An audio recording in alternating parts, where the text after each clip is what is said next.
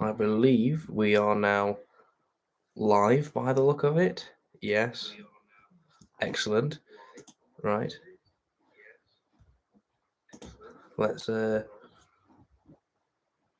yeah, we need to whack a thumbnail on this as well, which for some reason isn't coming up as an option right now. Oh, hello, Pedro. How are you? How are you, mate? Thanks for joining the stream. Um, yeah. Thanks for joining the stream. Obviously, we've only literally just started this. Let me see how I can uh, get a thumbnail on here. Here we are. Yes, that will do. Sorted. Very good, very good. Well, yeah. So obviously the live was supposed to be yesterday, guys. My apologies for that. I've just had a very busy week, to be honest. It's ended up where uni. I've had quite a few assessments and been busy through uni. Um, I have had a lot to do through that, and then obviously with it coming to the breeding season, I've spent yesterday and today pairing up birds, cleaning cages, doing all that sort of consuming, because you can't cut corners. You've got to clean the cages, you've got to do it well. You've got to keep on top of things. You've got to make sure your pairs work. I've got loads of information on my phone to make sure that it all just fits nicely. And it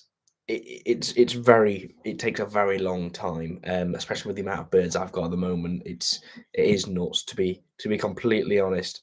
Um, so yeah, that's why it wasn't able to happen yesterday. So sorry about that to everybody who was obviously wanting to join yesterday, but thank you for all coming today. Devon Williams, hello. Red Factor Man, all the best. Thank you very much, Red Factor Man. Um, yeah, I know. I've been following you on YouTube for years. Seeing how you get on with your red factors and stuff. So that's quite exciting for me, actually. I'm a fan of your channel, Red Factor Man. So it's nice. It's nice to have you on here, and I hope you enjoy. If you do stick around, guys, just quickly let you know, I'm just sharing it on Facebook, Instagram. So yeah, don't worry, I'm not ignoring you by going on my phone. So yeah. Let me just whack this on here. Um, so yeah, it's a bit nuts at the moment with everything. Obviously, breeding season is pretty much underway now. So I've paired up. We've got the red poles paired today. That's been one of the main things. Um, that took ages because every single cage I've got to make sure is like spotless. I've got to make sure that none of the silicone on the edges of the PVC cages is loose, because a red pole will quite happily pull at that, tug at that, and I don't want it to eat it. It will obviously make it ill, if not kill it. So that's took a while just to make sure everything's all right and perfect for how I need it. Then you've got to get the pairs. There's a couple of birds I know are quite closely related that I've bought in. So I've got to make sure that whatever we do with our pairings is that. So I've had to go through records, find out what's what, and it takes so long. I've been at it all day. I started at 10 o'clock this morning. I didn't finish until about 6:30 or 7 o'clock. Literally had tea, had a rest for a short while, and then come on here. But obviously, I don't want to let you guys down. I do enjoy having chats with you all as well on our lives. Again, guys, I'm just sharing it. Bear with, just let everyone know. Um, so yeah, it's been a long day, um, and yeah. So tomorrow the jobs are getting the greenies sort of all paired up. I pretty much, I've got notes. I already know, and I've worked out what I need to pair. All sort of on my laptop on spreadsheets and what, and worked out exactly what needs to go where. Whether that be with housing of them, whether it be the pairs, all sorts of things like that. And it takes so long. to be completely honest. So yeah, greenies tomorrow. We've got 5 pairs of greenies for this year. One of the cockbirds I was going to pair up tomorrow doesn't he doesn't look 100%, and it's not coxy or anything. It's just it's not quite in condition, and I think it would be a um, it would be sort of um, a wasted a bird where if we put the cockbird to any of the hens, he wouldn't have filled the eggs. So I'm having a look, and I mean I've got a spare cockbird anyway. We purposefully kept back, so I'll probably use him at least for the first round, and hopefully the new, the other cockbird be all right for the second round. I just think it would probably be the better option. He'll be better. Bit of time on his own as well. Should come good. I hope so. That would be nice. I got one harlequin with 3 eggs, another hen harlequin with four, and one English cinnamon put the first egg today. Fantastic, Pedro. That's great to hear. Literally, so I put the nest pans in for my harlequins yesterday and the rest of the canaries, and we've already got a harlequin built up. She didn't bother yesterday, and she spent maybe an hour or two today, and she just got this lovely, perfectly nice formed nest. Now I don't expect an egg in the morning; it's too early. Literally had the nests in less than 48 hours. But I think maybe tomorrow after, tomorrow evening, or then sort of what Tuesday morning, there might be an egg. So that's one of the harlequins. The other harlequins are they're looking like, but it's going to take a few days, I think, for a couple of the pairs. Feeders are doing well. Some of the feeders have built up, and we've got a pair of yellow dimorphics built up as well. So should be quite good. That's good. You've got your English cinnamons on eggs. Obviously, I know they're quite a rare breed anyway, so that's very nice. And best of luck with them, Pedro. I was looking forward to meeting you at New, then went down with COVID. Oh, that's a shame, mate. Red Factor Man. Well, it's annoying, but obviously, it's sadly it's something like that. And obviously, you don't have to isolate. But yeah, thank you for doing so because it keeps everyone else safe. At Newark as well, you meet so many people and stuff. So, but don't worry, I'm sure we'll meet at some point relatively soon. Probably if you go into Stafford in October, I'll be there. If not Newark in October, I'll be there too. I'm always going to these shows. Really good fun, to be honest. Whether I'm selling, buying, or what have you, um, I'll be there. So I'm sure I'll see you at some point, and we'll finally get to meet. Um, yeah, right. So sorry, guys. I'm literally just whacking it on the last thing to uh, promote it. Just let people know we are live, and then we're sorted. Um, yeah, there we are. Okay. Yeah. So awesome. Right. So yeah. So that's sort of what I've been doing, and that's why I couldn't do the live yesterday and what. But that does mean is that the first episode of series 2 of Breeding British Birds will be out on Saturday. Um, I'm sure we'll have some exciting things to show you because with how good condition some of the birds are in, the canaries, I imagine we'll have probably an egg or two. I'd have thought with how far how ready the canaries are.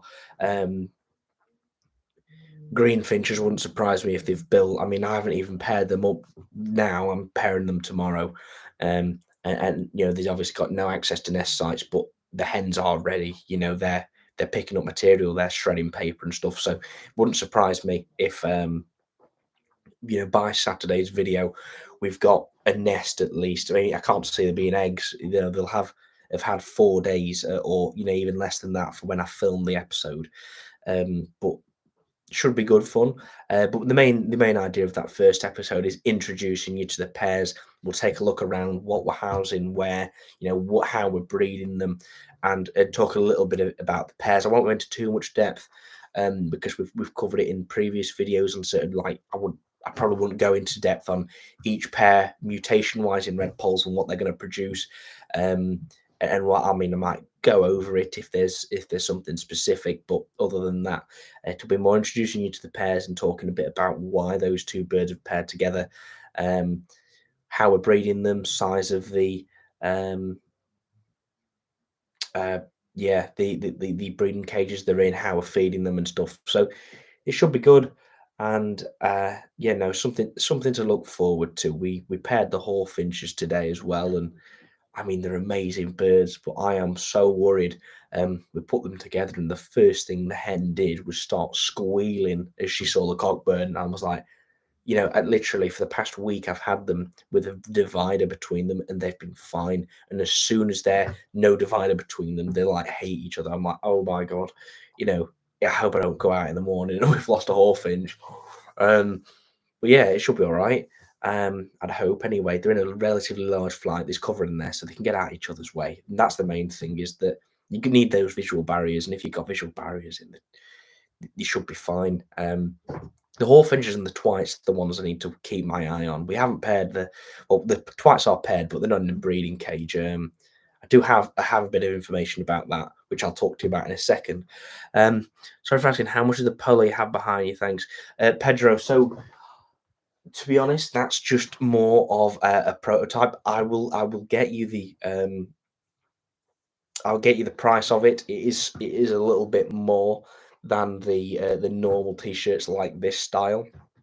But I am working on some new merch. I tell you, I'll tell you what. This is what these lives are for. I'll give you a sneak peek. So what I'm trying to do is get some merch, and what that's nice and not got sort of, it's not just a logo, and it's more exciting than that. So I've been working on a few things. These are ideas. These aren't confirmed yet, but I'm getting there. So this can be in sort of a collared and a non-collared. So we've got this here, and the design of that is the goldfinch, and that's a drawn goldfinch. We've had done the same idea with a Norwich on there, and the same with a bullfinch on there. So I'm looking at doing sort of three of those, um, and we can get them done in polo and yeah, so yeah, I'm sorry, the name's completely gone out of my head. Collared and non-collared, simple like that. So that's an idea. And then I've been looking at this one, and it's a bit of a different one. So we've got sort of a simplistic bullfinch with OCA sort of signature on there. And then I'm looking at doing it in sort of a hoodie as well, just to give you an idea. Obviously the sort of the idea with them is they're nice to haves. They're nice to haves, and if you do like the look of them, then you're sorted, aren't you?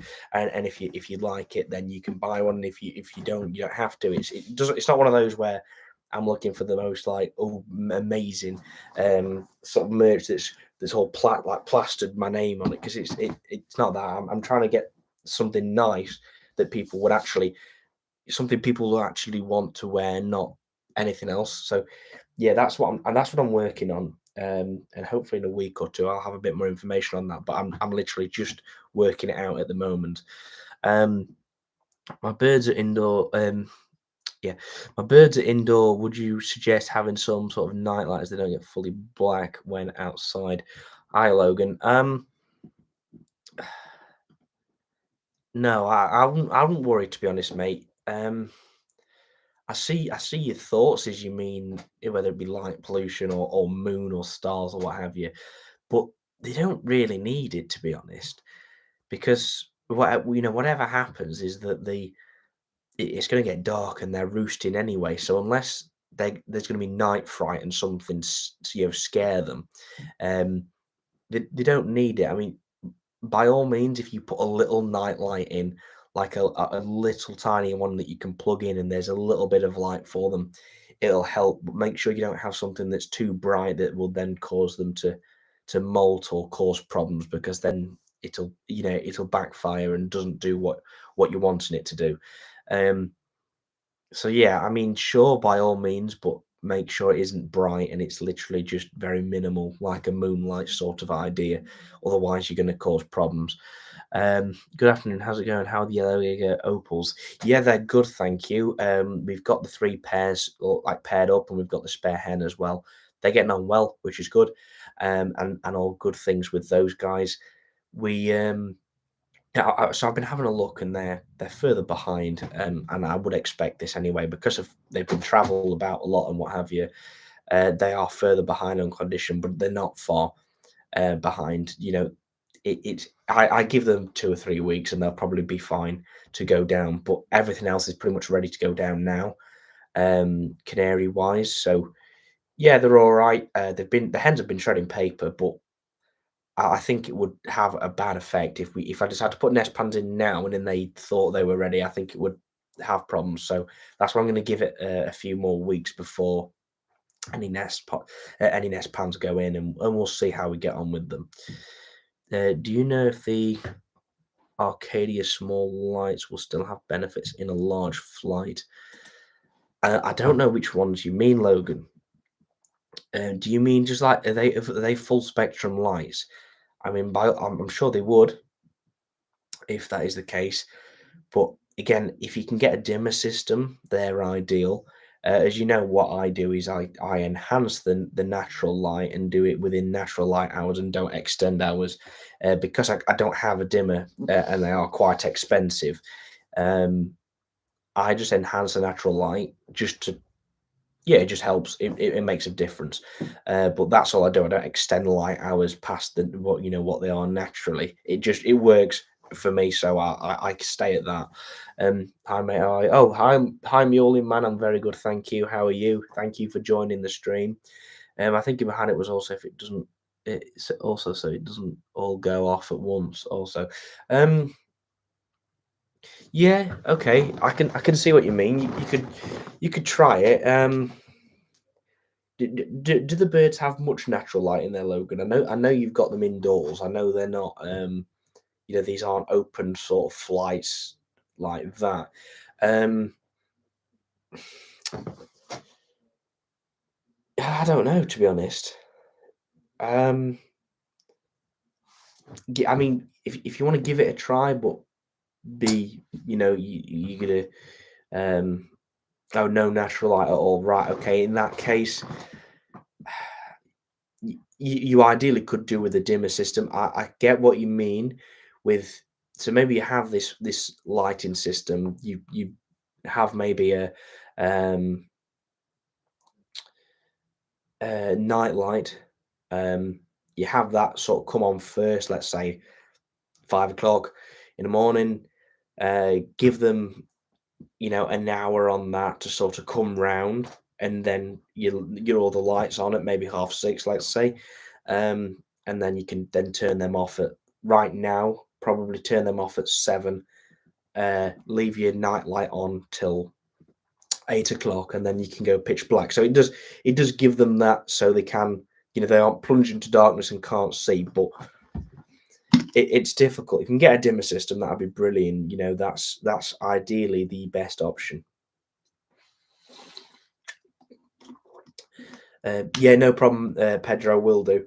I'll get you some information hopefully within the next week or so. I just need to sort of get some designs finalised on the new sort of shirts and hoodies we're going to do, and then I'll be able to get you a price on that because I did think as well. I know that there will be interest in that because it has the collar. Uh, we'll work on colours like we got the blue just because I thought let's see what it looks like. It looks all right, but we might change it up a bit.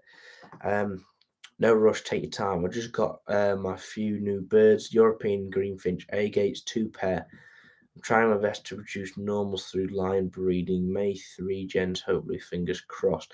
Yeah, nice one. Is it all are you pairing A gate to A gate in that case? Because if you are, then if you're only ever pairing A gate to A gate, you're not going to get normals. You have to have one that isn't an A gate parent to eventually get normals, whether that be a visual normal hen or cock in that pair, or I think I don't quite know how it works with greenfinches, but with red poles, if you pair a cinnamon to an agate, you get normals that are split both agate and cinnamon, and then also split Isabel.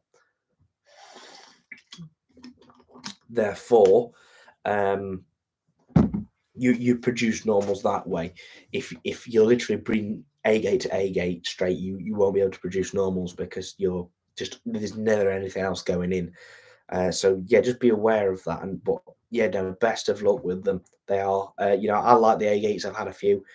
We haven't got anything out actually. I don't know. We no everything we've got now, greenfinch wise, is all normals. Nothing else. Straight normals. They're not pieds, splits or anything. So yeah, that's my idea is that I need to get my greenies to a good standard first before I go into mutations with them because the greenies pretty much dominate the show bench. So to have a good chance on the show bench of winning any top awards, which I obviously would like to do, is I need these normals to be in a good case. And then whatever we do from there with them, we could introduce something recessive. We could introduce FAO in them, and we could make them also all the normals are visual. They're pretty good birds. They're good size. And then you maybe occasionally you'll throw a recessive out of a FAO greenfinch, for example. Or we could go into cinnamons because cinnamons is fantastic feather quality.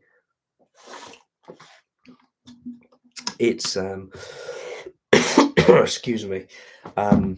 It's a sex-linked gene, so it's relatively easy to breed out like that. Yeah, I have a buff cinnamon hen with grey cap greenfinch. Okay, yeah. If you got a cinnamon in there, then you will produce normals because even if you pair that to an agate, you'll eventually produce some normals in there. The cockbirds will be normals if you pair um actually no, if you got an agate to a cinnamon, you'd get normals that split for cinnamon and agate. The cocks, the hens would be all agates. So yeah, you will eventually get some normals, but it will you'll get some in your first year if you pair an agate to cinnamon. Um, Good evening, Ollie. Enjoying your content and knowledge. Yeah, thank you, Rob. Thank you very much. How are your whores, mate? Yeah, they're really good. Thank you, Mulin man. We've paired them up today. So I just mentioned about this earlier. So we paired the Hawfinches today. I've spent pretty much all of today and a little bit of time yesterday, and I've got tomorrow to finish it off. I've been pairing everything up, cleaning cages, doing all of that. It's taking hours because I have the birds separated in different sheds, and it's a long process. So the Hawfinches we've put in a flight today. I've dressed the flight, done all of that, and it's good. I'm happy with the flight. I wouldn't change anything about it really. They're all right. So I introduced the pair in the first, by the way, so this week I've had the Hawfinches next to each other with a wire divider. I want to keep my eye on them, make sure that they're all right, and let them know about each other before putting them in a flight together. They've been fine all week, and as soon as I put them together in a flight today, the hen started squealing, and I'm like, "Oh my god, what is going on?" The cockbird's there carrying. I'm thinking, well, at least we've got a dominant hen, but I don't want her to kill him either. She started squealing, chased him, and then he went and she sort of sat, didn't do anything, and then they've calmed down now. It was mainly that first introduction she wasn't happy, and then all afternoon they've since been all right. The hen's the hen is absolutely the dominant bird in that pair. I think it's definitely the better way for it, but I want to make sure that the cockbird can hold his own, which is important because if he doesn't, he's dead.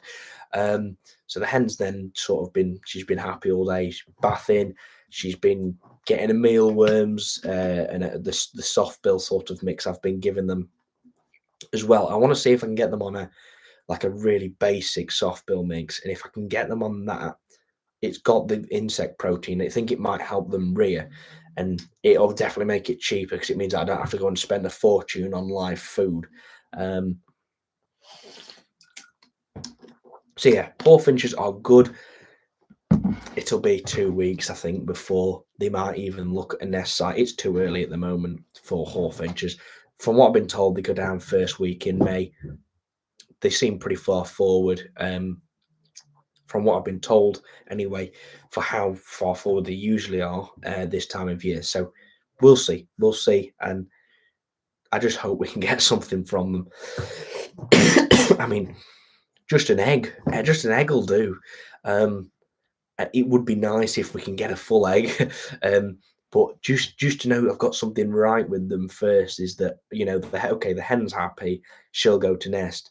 Let's hope the cockbird's done his job, um, and we'll see what happens. I tell you what, on that subject of the hawfinches, so I mentioned about getting a feeding hawfinches right. I've been told that hawfinches generally need hand rearing. Now, unless I'm free for time when that happens, which usually I'm always busy, and then if I'm going on holiday at some point, and I just think, oh, knowing my luck, they'll go down full eggs, they'll have chicks, and I'll be going on holiday, and I can't take them abroad. Um, I can't, the people who'll be looking after them, I can't expect them to hand rear. That's a massive job. So this is my idea: is that we're going to foster them under greenfinches because I think a greenfinch will have the best chance of fostering a hawfinch because the amount of food they feed and the diet we can almost replicate as a hawfinch. A greenie will eat a lot of live food if you give it them and they're used to it. Now, if we get hawfinches, they will be going under greenies or something. But what I have got is a greenie mule hen. She's a brilliant bird. She's massive. She's the same size as a greenie, and a good greenie at that as well. So she's a pretty big bird. And I'm thinking if I can get her on a live food, we can use her to foster young hawfinches, and maybe it'll work. It would be nice if it does. Um, and then if we can if we can foster hawfinches and the greenfinches, that would be brilliant. So we'll see what happens, and I just hope that we do get something from the hawfinches. They're a nightmare, but it should be good fun, and it's a learning experience for me. But hopefully, carry you lot, all my viewers, following along with that as well. You can learn a thing or two from them, and we'll hopefully make it. Say if you do have hawfinches and you're struggling with them, or if you're thinking of getting some, it either tells decides you want some or puts you off of them, and then hopefully it makes a difference and we can get more of them bred. Yeah, that's what I was thinking. Yeah, look into a dimmer system for sure. Any suggestions where to go? Um, I want to say for some reason the bird care company do dimmers because I've never looked into them really. Now I do believe that I think it's called Superior Bird Supplies or Superior Bird Room Supplies or something like that. I tell you what, they've got something in the cage and aviary. I've had a few bits from them. I think they're. I tell you what, I think they're actually up your way, Logan. I don't know if they do have some. If they can let people in the store but I think they do dimmers. I can't remember what it's called. It's Superior. I think it's like Superior Bird Room Supplies, or something. And that's where I've seen it on their website before. That's the only place I know you can get it.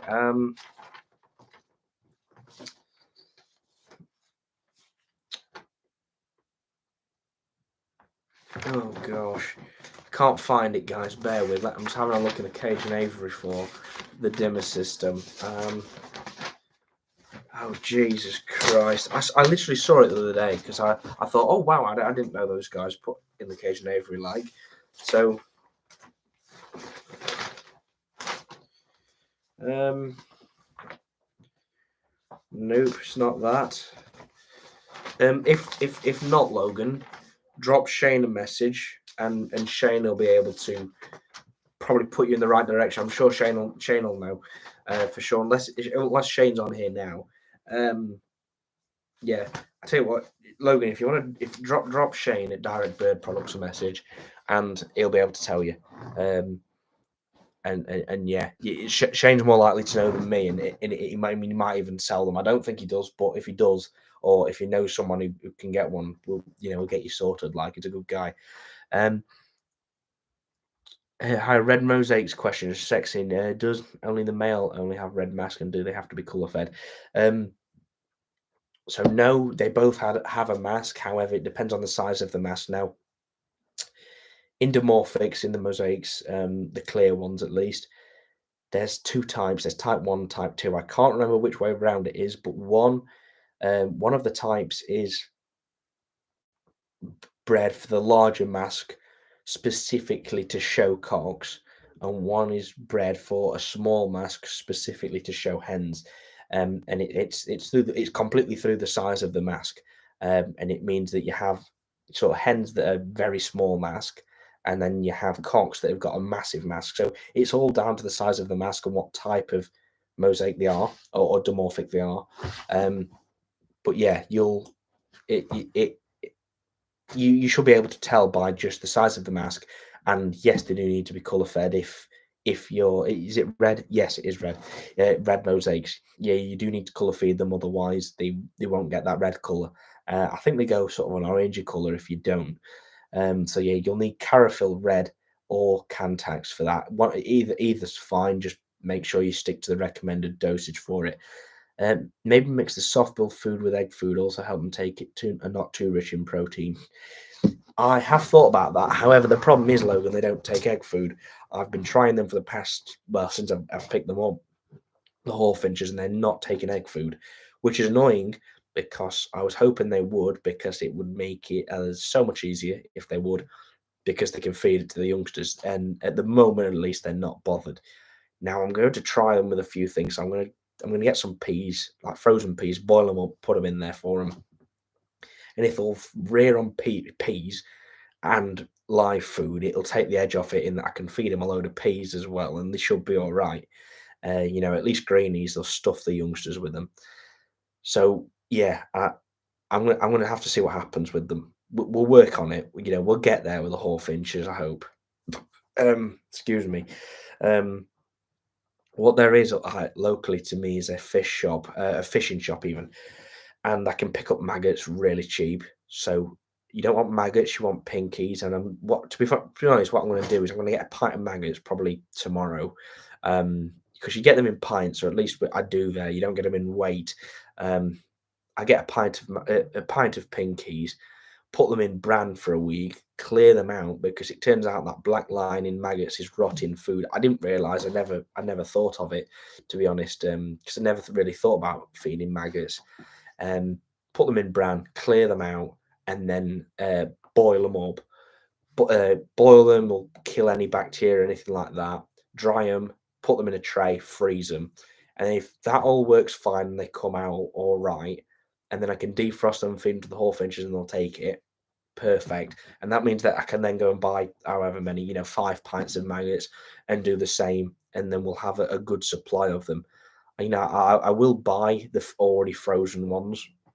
However, I do like to feed live as well as the sort of the dead versions of them. Um, but also, it's just, if it sometimes helps take the edge off of it money wise, in that I imagine they would get through a pack of frozen pinkies relatively quick, and they're not cheap. So yeah, that's it. With a bird that's going to eat the amount that they do, I need a cheap option, and buying loads of frozen, or all frozen, isn't an option. It costs too much. Um, don't get me wrong. I probably will buy some. I'll buy some like frozen calcium worms or whatever they're called, because they need that calcium in them. Um, but that's not going to be something I'm going to be feeding them as sort of a main protein source when they're rearing.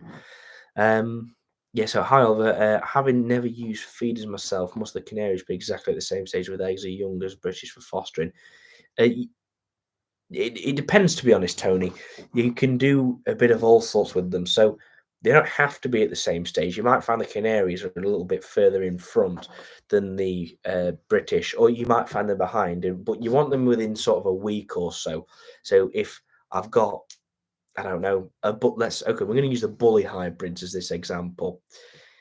If I've got a bully hybrid and she's laid 3 eggs and she's sat, and I've got a canary that's just built up but she hasn't laid any eggs yet, I'll leave the bully for a few days, and because she'll sit her eggs fine. And as soon as the canary's laid and sat, I'll just take the bully eggs, put them underneath her, and then although they'll hatch quicker than the canary eggs would have had, it doesn't matter because she's going to feed them anyway. But yeah, you do need them at a similar stage. As for youngsters and fostering young with young canaries, you do need them at a similar stage. So that to be honest, that's why I've got 7 pairs.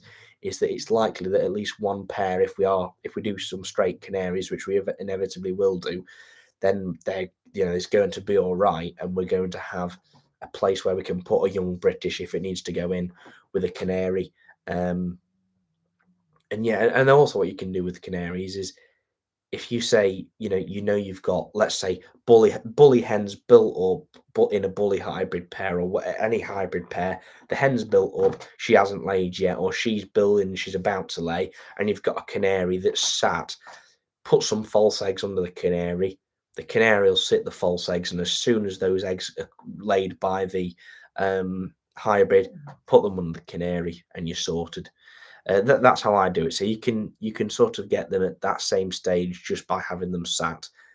It works fine. You don't have to have a British and a canary in sync. By the day, where first egg's been laid on the same day and what have you. So it's all right. Um, have you a bully pair this year? Straight bullies? Yes, canary lad. We have. So we've got just a single pair of straight native bullies this year. We've got a buff cock and a yellow hen. They're nice birds. We're gonna cage breed them. Is the plan. I had thought about putting them in a flight, and they would have shared the flight with the twice, but I think they'd be better anyway on their own. And if I can get them to breed in a cage, it'll be a nice result because it means I can focus. I can pay attention to them a bit more, monitor them a bit more, and then we can always use them if we need to. We could always put a bully hybrid under them as well. So we'll see what happens. So red pole down eggs, hopefully. Yeah, cracking. Well done, Gordon. Nice one. It is slight. I mean, for me at least, with where my birds are in condition, it's too early for the red poles. They're picking up, and to be honest, I think if I did put some nest sites in, they would, or 2 or 3 of the pairs. However, I think we'd end up where the cockbirds don't fill the eggs. The hens are further along than the cocks, and then if the cocks don't fill the eggs, there's no point in putting the hen down because she's just wasting energy, doing all of that. So I've paired the red poles up literally today. The nest sites are going to be going in maybe next weekend to give them sort of a week to get used to it and then maybe start building. So sort of mid-April, they should be all right from there. But start of April, I'm cautious because it can cause problems. Superior Bird. Oh, there we are. Thank you, Rob. So there you are, Logan. Superior Bird Room products. They sell those dimmers, to my understanding. Have a look on there, and if not, drop Shane a message, and I'm sure I'll be able to put you on the right track. Hi, Oliver. How do you identify a Norwich from a uncrested Gloucester canary, please? Hi, Rottin. So, there's a number of differences. So the Gloucester is a bit more of a rounded bird anyway, but they're also smaller. Considerably smaller. So I was showing a guy Gloucesters yesterday. So here's a photo of a Gloucester. So quite a rounded bird, but also small head on it when you compare it to a Norwich. The Norwich have, their heads larger. There's a lot more feather on the head, and they're just overall a bulkier, more heavily feathered bird than the Gloucester. But I think the main difference is that the Gloucester is smaller than a Norwich. And that is the main way. Don't get me wrong, you're going to get small Norwich that might look a bit like a Gloucester, but it's then the shape and the size of the head you're going to go on. So yeah, it should be all right. It's relatively easy to tell with them. I can understand the confusion, and I'm sure that you will occasionally get one that does look quite small, a Norwich that does look like a Gloucester, and vice versa, where you get that, but it's going to happen occasionally. And the main thing is the size there, and also whatever you breed it from. So yeah, that's that. Oh, sorry guys, I'm just I am shattered. I honestly had such a long day. What do you think about Yellowhammer Cross Chaffee? Um, Yam Yam Sammy. That is a very difficult. That's a difficult one, to be honest. I don't think it's possible personally, and the reason I say that, I mean, I've heard both sides of the argument, right? um, I know that some from I'm literally going to tell you exactly what I've been told. This is not me saying this firsthand. So apparently, quite a few of the old guys have, or some older chaps had said that yellow hammers are quite close to a chaffinch, um, and relatedness. Now, I'm not quite sure where that comes from. Whether it's the beak shape is similar, the the habits for nesting is similar, the feeding is very similar of them in the breeding season, at least. Well, sorry, in and out of the breeding season. So they're similar in that sense, but they're so different genetically. I mean, just look at, so if you look at the overall shape of the bird, yeah, even if you look at it, so a yellowhammer is a bunting, a chaffinch is a finch. So immediately they're quite separate things. You go to then look at evolution charts, and the yellowhammer is not in the Cardelis family. Now, what you can usually do is breed birds together for hybrids. They're in the same family. If you go any further than family, which is order, you, it's very difficult to see how closely related they are. And then, if not, you're unlikely to breed them together, and they're probably not going to ever have full eggs because they're quite, they're not that closely related. There's quite a gap between them. So personally, I don't think it's possible. Um, I just have to wait for someone else to prove me wrong. If someone does, hats off to them, well done. But from what I understand and looking at it, they're not in the same family. It is so unlikely that it's going to happen. So yeah, it's a shame. I know quite a few people have tried it, but that's it. Never say never, buddy. No, no, you're not kidding, mate. I know there's quite a few that have been bred. Those that people had said they're never going to be bred, and they have been. Um, all I can say is, if you're trying it, absolutely best of luck, and I hope that you do. But just through an evolution standpoint and how closely related they are, I think it is a very, very tough um, thing to achieve, if not almost impossible. So best of luck to you. Oh yeah, and you welcome, mate. No problem. Hi, Oliver, Big John. Oh, hi there, mate. How are you? Hope you're all right. It was nice meeting you at yeah, Newark. Yes. Your other pairs, how are they? Harlequins, Norwich, Yellow Dimorphic, you're Irish, they're still in conditioning. How are they looking with days going by?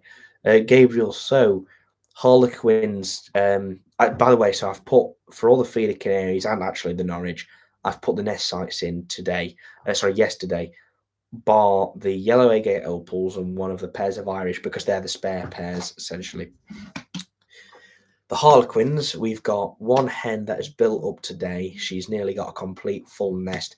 She's not going to lay tomorrow. I can't see her laying tonight. It's too early, considering she only just got the main thing built today. I think maybe Tuesday morning is the earliest where she could have an egg. So yeah, the other pair are looking. They're putting bin material in, throwing it out. They're messing at the moment. The other pair of Harlequins. The yellow dimorphic. One of the pairs is not that bothered at the moment. The other pair is like, to be honest, within 2 hours of putting a nest site in, they'd already built a little nest out of the chute. It wasn't a great nest, and they've since pulled it apart about 5 or 6 times today and rebuilt it. So yeah, one of the pairs moving forward of the yellow dimorphic, the other pair not there yet. Irish not bothered yet. The Razzers not bothered yet. They're picking up material, but they're just not quite there yet.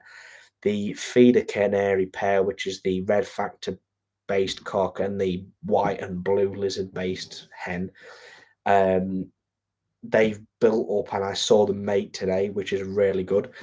So I think a few days, and they'll have an egg or two. Um, the Norwich, I paired them today, and the hen is beating up the cockbird. I'm surprised. It's definitely a hen because it proved for me last year. The cockbird is. I can't see it not being a cockbird. It sings and it acts just like one. So yeah, the Norwich are all right. I think it might be a week or two yet. I'm hoping, to be honest, I put the nest site in literally today for them. I'm hoping tomorrow they might do something because where I've put the nest site for them is not where they're going to be breeding for the rest of the year. However, I just thought if we can get them going down now in line with the feeders, which are specifically for Norwich, I'll just whack some Norwich eggs under them and we're sorted, and hopefully the full. So you know what, overall good, and you'll see that in I'll obviously be showing you because we've been pairing up literally today. I will show you in the next in the first episode of Breeding British Birds when we introduce the pairs. I'll do you an update on the canaries, and fingers crossed we might have an egg or two, so we'll see how we get on. And actually I do need to get my rings sorted. I tried to ring them 2 or 3 times last week, the BBC, and sadly they're just, I think they must be so busy at the moment because so many people are ordering and ringing to order their rings. So I just need to hopefully drop lucky, but we haven't even got eggs yet, so we've got a good 2 weeks before I'm going to be needing rings, if not 3 weeks. So yeah, we'll see what happens. Oh, hi George. Hope you're all right, mate. Yeah, well done with your song thrushes so far and the missile thrushes. I'm looking forward to, hopefully we'll come round at some point. Maybe I was thinking June or something like that. Um, and we'll come and film an episode of breeding soft bills at yours. We'll see how you're getting on. Like, and I thought maybe June would be the right time, in that you'll probably have some young on the sticks. I hope, fingers crossed. I hope. I'm sure you are as well. Um, but then also, um, then you're going to have young on the sticks. Hope. I'm pretty sure everything else will be at least interested going down, and by June, I think it'll all be kicking off anyway with almost all species. So I thought that might be the right sort of time. But you know what? We'll work it out nearer the time. See how you're getting on. Um, I'm gonna say I've seen that Shane. I literally just watched Shane's new video today, and I've seen that he's got some bearded reedlings. So somewhere there, if you want to watch, if you want to have a look at some soft bills and what have you, the Bird Room Direct Bird Products Shane has just got a pair of bearded reedlings. So hopefully he does breed some. It'd be nice. I'm, to be honest, we might get a soft bill pair possibly. Um, at the end, for next year. I don't know what they're going to be, but with the room we've got and future plans, which I'll tell you about in a second, I can't see it being a big pair. I can't see it being anything like thrushes because they're too big for what I'm building. Um, I think it'd be more likely, we'll have a flight, then we can have some reedlings in or something like that. Something easier. Um, you know, so yeah, I tell you what, I'll just talk you through those plans. I think we've mentioned it a few times before. So the set of old flights and the shed, the bird room with the plastic cages, the one I do most of the filming in, and sort of narrating in, is it's getting tired. We've had that quite a few years now. That's where I originally had zebs and canaries and in a mixed aviary and what have you. We've built it all on a decking. Now, it was put on there because we needed a solid level base, and what we didn't expect was the expanse of what happened, or at least that's not what my dad expected. I did, because I know what I'm like. So it's ended up where we built the aviary on that as a 14 by 10 sort of unit, and just over the years of loads of wear, loads of birds going in there, doing all sorts of different things with it, the decking is getting a bit tired, and it's getting to a point now where it's starting to rot, and I think it's going to cause more problems if we don't do something about it. Now, I don't have many options in that I can't just take up the aviary and then put a new floor down and then put it back. It's not that simple because of how it's all built. So what we're looking at doing is at the end of the breeding season, we'll molt all the birds out, and then I'll go through, choose, I'm hoping, hopefully, we have a good breeding season. I won't be, I won't be short on young birds or any birds at all. So we'll see how we get on. But what I'm expecting is we're going to build a big bird shed on there, um, 16 by 12 or something like that. Plastic cages inside, flights in there as well. And we're going to do concrete based and everything. We're going to do it all proper. It's going to be awesome. Um, and that'll be really good fun. So that's the plan there. And then just with that, I've hopefully be picking up some PVC cages uh, next weekend. I don't know, at some point. Um, and I'm going to put them on the wall in the big flight where we can then breed the bullies, the twites, the Norwich, and then all the sort of spare things we'll put in there, and as well as the yellow agate opals. Obviously, they're really good birds, so I don't want to be wasting them. So give them a few weeks once they come into condition because they're not there yet, and it should be all right. However, how many young deer experience will have this breeding season? You ride and expect to have as bench? Oh yeah, Dad. So yeah, um, I don't know, too many really. Uh, if we go on 8 pairs of red poles, what would be a nice return? What would I expect? Five, let's say 5 youngsters per pair, and I'm sure we'll have a pair or two that don't do anything and cause us problems, and we'll have other pairs that will do really well and rear as 12, 15 youngsters a season. Um, I don't know, 40 or 50 red poles, I hope at the least.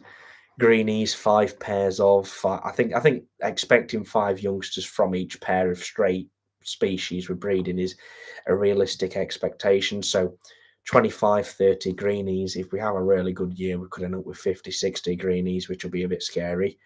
Hawfinches, I'd be happy with one. Twice, 5. I know they bred 12 last season, so it'd be nice if we got quite a few of those. Any mules or hybrids, I'll be very lucky to breed, especially bully ones. I mean, I take a full egg with the bullfinch hybrids at the moment. They're awesome, and I'm looking forward to it. And I just hope that we can get something exciting out. If we breed a blue bully mule, if we just breed any bully mule, it'd be great. If we breed any greeny bully, it'd be great. If we breed red pole bully, that'd be awesome. So we'll see how we get on. But yeah, hybrid pairs, I'd like one of each, hopefully, and we'll see what happens. If we get any more than that, that's brilliant. If we don't, yeah, it is what it is.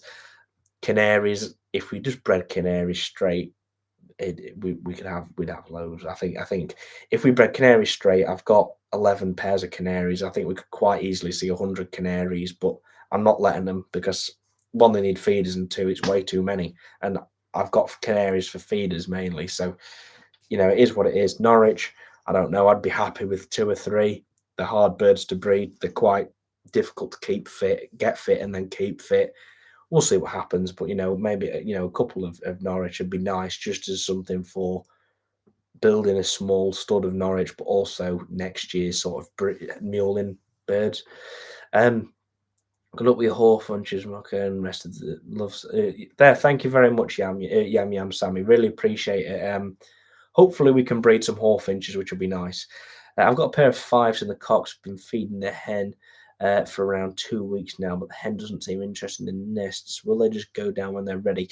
Yeah, to be honest, James, it depends on how, what sort of light you've got them on. So if you've got them on the natural light, they're only just about ready now. Mine, I've got a natural light, and there's 2 or 3 pairs that are ready now, and I think give it 2 weeks and the rest of them will be a lot more interested. If you've got them on artificial light and extended light hours, more extended than natural light hours, I'm surprised.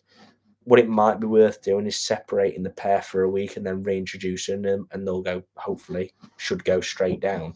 I would check your nest sites, make sure there's nothing that's putting the hen off them. So check there's no mite, because if there's mite in a nest site, the hen will not go near it because it causes her, well, she obviously it'll irritate her.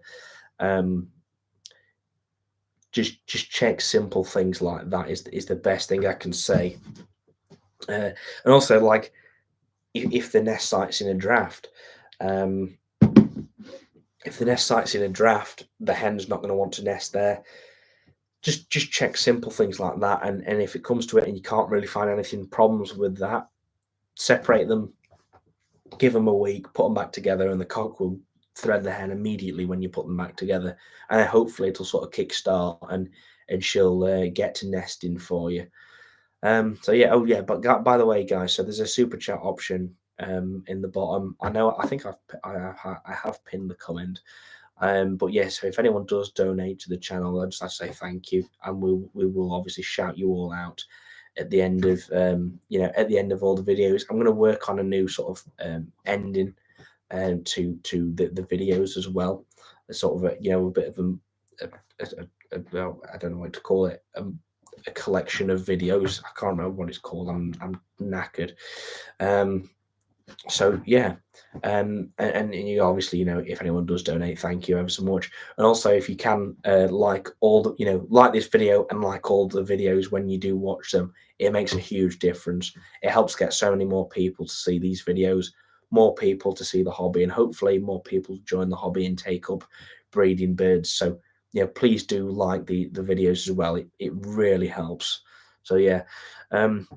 Ollie, have you ever colony bred red poles, just find them hard to sex? I've not, but you can. Yeah, you can colony breed them. I've heard people who have loads of success with it. I know I know one guy I spoke to. He got a massive aviary, and he just got something like 10 pairs of mealy red poles in there or something, or like 10 cocks and 20 hens, and he bred loads of them. The problem was that then was ringing them because they were nesting everywhere. He couldn't find all the nests, and he inevitably missed a few. So you can colony breed them, but you need to make sure that you absolutely need to make sure you've got an equal number of cocks and hens at the least, if not more hens. If you can put 1 cock to 2 hens, that would work nicely. I tell you what, my only problem with colony breeding with specific birds like red poles, that at least what if I was to do it and show them, I would not want to put more than 1 cock bird in there, because I need to know. You're going to find out who's the mum by the one who's sat on the nest, really, and you know who the dad is. If you don't know which is the dad, which is the mum, really, and then you end up where you can't pair birds together because you don't know if they're brother and sister or what have you. So just be careful with it if you do. I'd not put more than 1 cock in, and then maybe 1 cock to 3 hens. I think it could cover 4. I wouldn't put any more than that. I think it would be more difficult, and then you'd end up having clear eggs. Natural light is really good, helps me out a lot. Natural light is vitamin D. Yeah, that's it, Gabriel. That's exactly it. That's why I have them on natural daylight hours and try and give them as much natural daylight as possible. Works fine. The birds are just fine on it, and it's good. So there you are.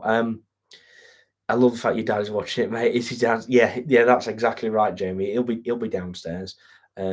Just coming on from time to time. And yeah, and I'm obviously upstairs in my room. They're on natural light. Okay, so right, in that case with the 5s, don't worry about it. Give them give them another 2 weeks, and if there's no sort of sign of wanting to nest in 2 weeks' time, take the cock away, give them a week, put him back in, and hopefully it should work. Obviously, when you get a chance, do check your nest sites, make sure there's nothing that's putting them off. There's no mite or a draft straight onto the nest site or anything. But other than that, you should be all right. What website can I receive a polo or shirt? We don't have a website at the moment where you can order them. It'll be sort of specifically like drop me a message or an email and we can sort something. However, I've not got anything. I'm not doing an order yet. I'm working on some new designs. So I'm going to do it sort of in waves. So what I might do is I'll give it. We'll open it up for 2 weeks. Get your orders in. After that, they'll get made and sent out. So it'll be from sort of getting there. If you put your order in on the first day, then you'll probably get it in 2 or 3 weeks after that, because it'll end up where I took 2 weeks of orders, give them to the company. The company will make the shirts in a specific color, design, and size, and then get them sent out to you. So yeah, it will be it is more of a launch thing, but obviously you've received them. So keep, do follow us on Facebook, because that's where you'll probably hear it first, is with the idea with the t-shirts. I've got some new designs I'm working on, so just work on that. Cheers, mate. Yeah, you're welcome, James. No problem. Best of luck. I'm downstairs, scary. Yeah, nice one, Dad. Olive, if you ever need to, I don't mind putting your tops and things on our website. Shane, that is a brilliant offer. Thank you very much. I really appreciate that. Well, in that case, I will have a chat with you, and we'll see what we can work out. That's very much appreciated. I really appreciate the offer, Shane. That would be very nice of you. So yeah, thank you very much. And we'll work something out. I'll drop you a message tomorrow, and once I've got these sort of designs a bit more finalised. I know there's a lot of people on here who won't have seen them, so this is why we do the lives, is for sort of sneak peeks and talk about things that you might have yet to see in a video. So again, I'm working on designs, and there's an element of me working on them and then getting people to do designs for me, because I'm not an artist. So just to give you an idea of how it would appear, so one of the designs I'm doing is this. So the goldfinch, it's a hand-drawn goldfinch in pencil, and it's a really nice design. To be honest, I really like it, and we're going to get that put on some shirts, whether it be sort of shirt or collared. In I think I'll probably do grey or white in that, because it's, sorry, pardon me, because of how we have to get them sort of printed and sorted out. Like, it's slightly different. So that's the goldfinch. Next is the Norwich canary. So again, hand drawn, sort of pencil version. So it's a nice design. I really like that. And then the bullfinch as well, and they're going to be on, again, white or grey shirts is the idea. And then the next design I've come up with, if I can find it, I seem to have just misplaced it at the moment. Yeah, here we go. Is this design? So it's sort of a simplified bullfinch with sort of OCA signature under it pretty much. Um, and then we'll get that put on sort of t-shirts and what have you, like that, and also hoodies. And I'm trying to work on a few designs where it's going to be something that it's not something you wear because you buy because you want to help me, but it's something you buy because you like it and you would wear it. If you get what I mean, it's not one of those where you'd buy it because you want something from me, but you buy it because you like it as well, and you actually like the design and you actually want to wear it. That's what I'm trying to work on, is get something that's not like all gimmicky and plastered on, like all that. Yeah, you know what I mean. So yeah, I'm trying to get something nice sorted like that. Okay, thanks. I'll keep an eye. No problem, Gabriel. Thank you. You should get your dad upstairs chatting about your birds with your team crowd. Well, yeah, well, I guess we could do, Jamie. You got to remember though, I'm the brains of it all, and that dad, what dad is for the channel is funding, right, and also a bit more of the, if I want to build something, dad's an engineer, so he knows how to do it, and do it well as well. Like, he goes overboard, and you don't cut corners when I'm building something with dad. It's usually, we'll build something. It's like the aviary, right? Oh, for crying out, fucking now he's listening. Brilliant. Yeah. So basically, it ends up where um, we're taking down the aviary at the end of the breeding season, or after the mold, the 10 by 14 block, to then put a big bird room on there. Well, because it's built like a brick shit house because of dad, it's going to be a nightmare to take down. So I might as well just put a bomb in it and blow it up, because it's going to take ages to dismantle because it's built so well. So what that does mean is that stuff don't fall apart. So when I put this new bird room on there, it's going to be awesome, and it's not going to fall down for years. But yeah, your dad's a great photographer. I know, right, Shane? Yeah. I was very pleased with the photos we got of us three at Stafford. Like, so, yeah, it is helpful. But yeah, so yeah. Yeah, that's it. Um, yeah, nice one, Dad. Um, but yeah, I'm not quite sure what to say from there. Um, yeah, that's it, isn't it? Uh, oh yeah, so here's something we're thinking about. So for everyone listening, bar probably, well, I mean Shane, you drop me a message if you want, mate, or put it on here. But me, Matt, and Shane is trying to work out what can we obviously we get on really well. What could we do as a sort of a collaboration? What could we work on? What could we do as a collective effort sort of thing? So if you've got any ideas, drop me a message or whatever. You'll put it in the chat, and it'd be interesting to see what you all think. I mean, I've got a list of ideas that I think would be pretty good, and you might have an idea and think, oh yeah, do this together, and it might be a brilliant idea. So yeah, are you thinking about putting both aviary together when you take them down? Um, I don't quite understand what you mean. Um, Right. So what we're doing is we've got the old set of flights, and then connected to that old set of flights is the 10 by 4 bird room where we have all the red poles and stuff, and where I do most of the sort of narrating, if you like. And that's all connected as a whole block of like it's like 10 foot front to back, and then 14 feet deep. Well, that whole thing, because it's been up for quite a few years. I think it's been about 8 years now since we first started with sort of Zebs and stuff like that. Um, it's just getting old now. It's tired. It's built on a decking, so that's obviously had its quite a bit of wear. Wasn't a brand new decking either. It was in good condition and it was level. Well, that's what we needed originally. Obviously, we've massively expanded from there.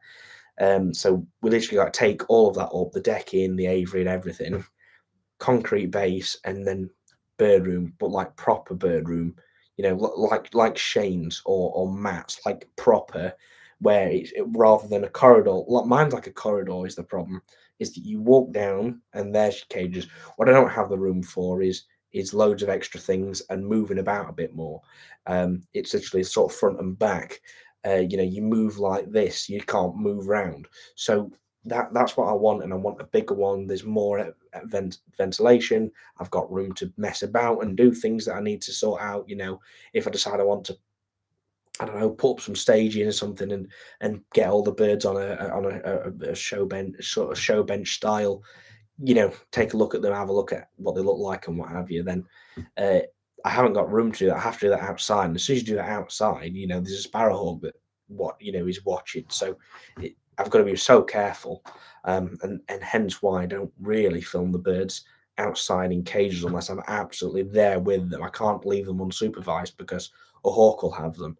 Um, but yeah, so that's that. So we're trying to have a big bird room where I can have most of the things, including flights at the back and then loads of cages. It'd be brilliant. Um, hence why I'm going to get some new PVC cages, hopefully at the weekend, and we'll be able to have them for this year. Breed a couple of bullies and twice in their hope, and then we'll probably breed some canaries in them as well, and then put all the spares in there. And with that, we're gonna, well, I mean, I say doing up the original sort of shed. So the one where we put all of the show birds. So not the one I do the narrating, and the other one with a couple of wooden cages in there, all wooden cages, older style, all sort of different sizes, so they don't look great, and have to sort of put together as a jigsaw. I'm going to be really sort of doing that shed up for young birds specifically. So I've thought about maybe making some PVC cage, out of some plastic, and we'll put that in there. I don't know. But I'm going to try and work on that to build and improve that room specifically for young birds, and hopefully it'll be nice, and it'll be what we need and is good. So we've got plenty of room for young birds, and that's always going to be where we put a lot of them. Is we've got a separate place for them where we can have it darker so they can molt and get on with it. We can have a bit more specific things, so things that young birds might need that the adults don't, and then also with it being smaller, it means that all the mess is contained. And because with young birds, they're gonna be throwing feathers everywhere because they're molting. It's yeah, it's difficult. So that's what I'm going to be doing. Hello there, my mosaics laid 4 eggs. 3 of them were fertile. All eggs hatched, but all chicks died. 2 of them within the first hours. And that's 3 days. I'm wondering why they didn't survive. Sotos. So that's I don't quite know what it is, but it could be sort of black spot. So take that into account. So black spot, if it got like literally a black spot on their stomach, um, there is that. So it could be black spot, and that's what's killing them. If it's not, do see other parents feeding them. So do keep your eye on them. Are the parents feeding them? And if they are feeding them, okay, it's probably not food. Um, and when they die, if they are dead, then check and see if the crops are full. If the crops aren't full, it's probably because they haven't been fed. Um, and also, it does depend on what they're being fed on. So if you're not feeding them on an egg food, a good egg food mix or what have you, with the vegetables and protein in it, then if they're getting a real dry mix and not a lot of moisture, they could have even dehydrated.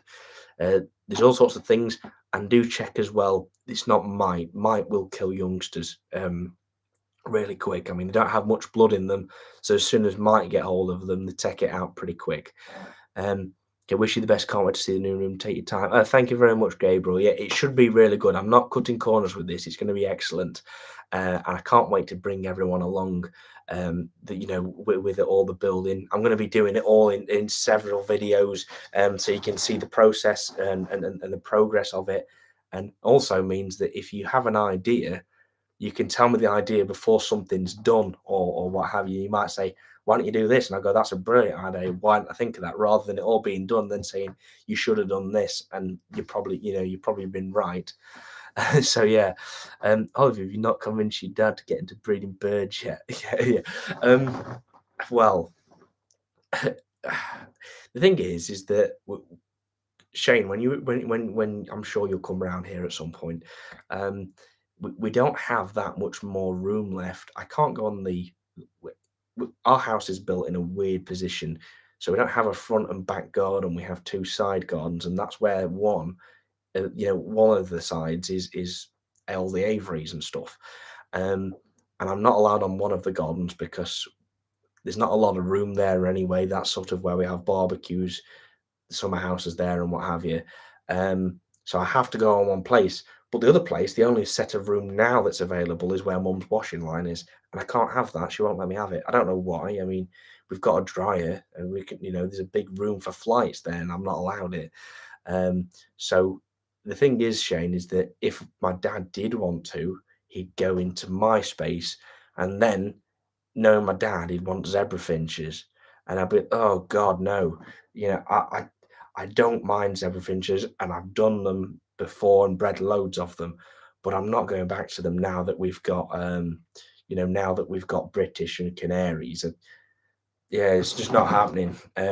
My dad likes siskins, and I do like siskins. Don't get me wrong, but they're so hard work because you have to keep your eye on the cockbird. I mean, you've got to be on the ball. You've got to check the nest every day and make sure if there's an egg, you can take it out because the cockbird might smash it, and then you got to take him out, and it's a nightmare. So if Dad got into breeding birds as well, unless we could build another shed or something, it's just a nightmare, absolute nightmare.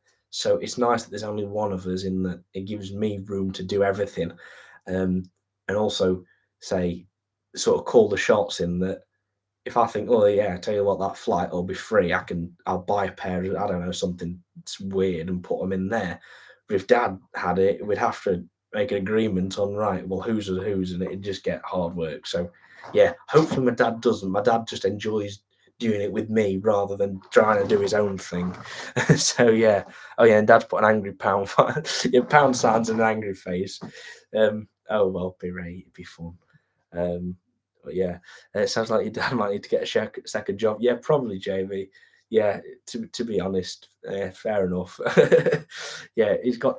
I mean, don't get me wrong. I obviously contribute. I pay for all the birds. I do all of that, of course, and what. And I buy most of the equipment. I mean, I order loads of stuff from Shane, and I pay for all that. It's not like I get Dad to pay for it, but it's just if my dad's, if you want some, the thing is, my dad will want something doing right. So if my dad wants something doing right, then he's going to be like, well, you can't cut corners with it and spend a bit of extra money, and it'll be like a brilliant shed out of some really thick wood rather than a thinner wood. That I'd probably say, well, I can't afford to pay that amount. I see what is useful.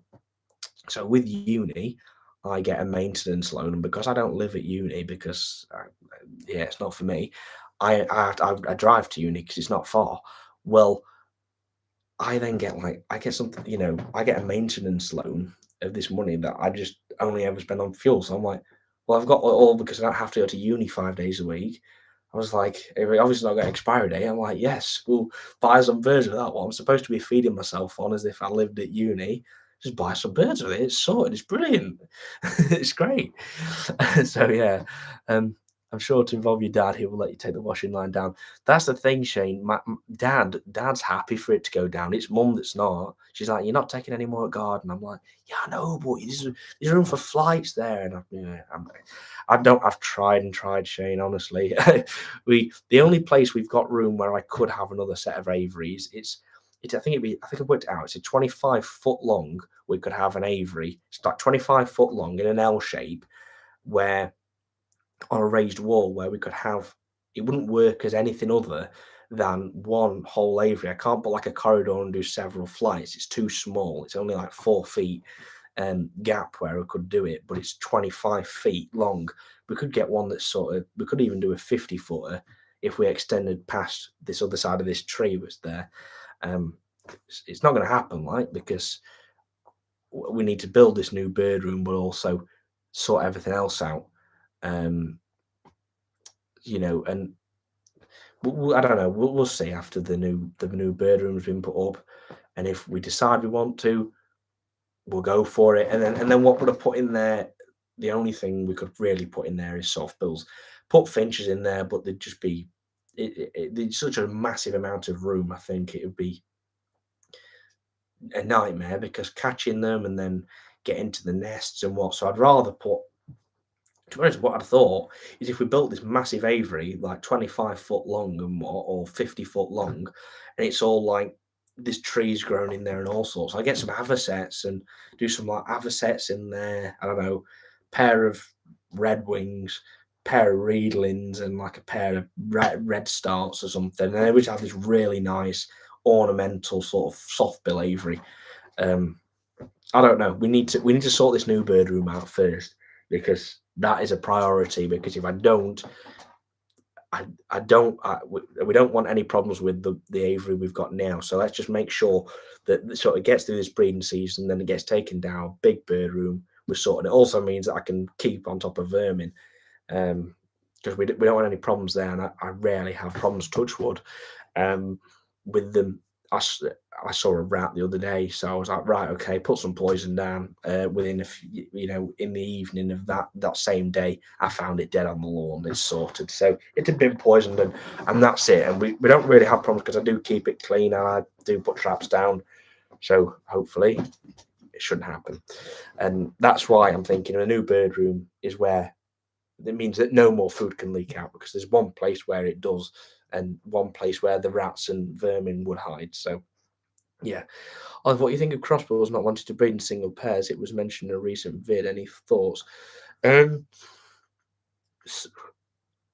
Oh, so okay. I think what you mean, Brian, is so what it is having multiple pairs in the same place so they can hear each other. So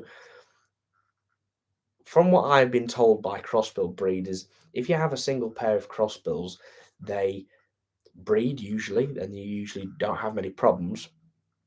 But if you have several pairs, hearing other pairs breeding spurs them on and brings them on better. And I think that's one of the things is where if people are breeding with a single pair of birds in a single place, like one pair of canaries in one shed, who are people starting out, then that's fine. But I think it helps having other birds in there of the same species helps spur them on with it.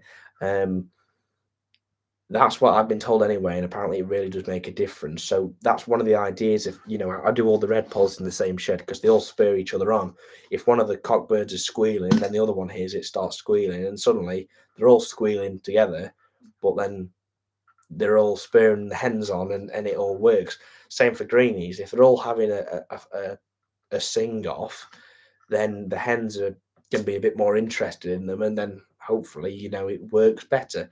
I'm sure it's very similar with canaries as well, but I we have canaries obviously, but I don't focus on them as much. We have them mainly for feeders. Don't get me wrong, we'll be working on new colours this year as well because of the ones I've got on the Norwich, but that's it. Um, so yeah, that's what I've found anyway. That's what I've heard. And when we did have, I had better success when I had one pair of crossbills, but I leave that down to me. That's not the bird's fault in that. It's not really the bird's fault in that the having another pair there put them off. It's more that I don't think I conditioned them as well as I needed to, and then maybe put too much sort of cover in the flights. They were more bothered about hiding and chewing stuff than they were nesting. I don't really know. I didn't have a good year with the crossbills last year, so I'm not that. Um, that yeah. You know what? We'll have crossbills again, but not this year. Um, I like the sound of your dad. Yeah, thank you, Zebra Finch limousine man. Yeah, he, he's very good. He's very good. He looks after me. So yeah, and makes it possible doing a lot of the stuff that we do. So hats off. Thank you, Dad. Um, I checked them out, black spot, but I think it could be something she was feeding, but they seem very weak. Admit the morning were good and then just dead. Okay.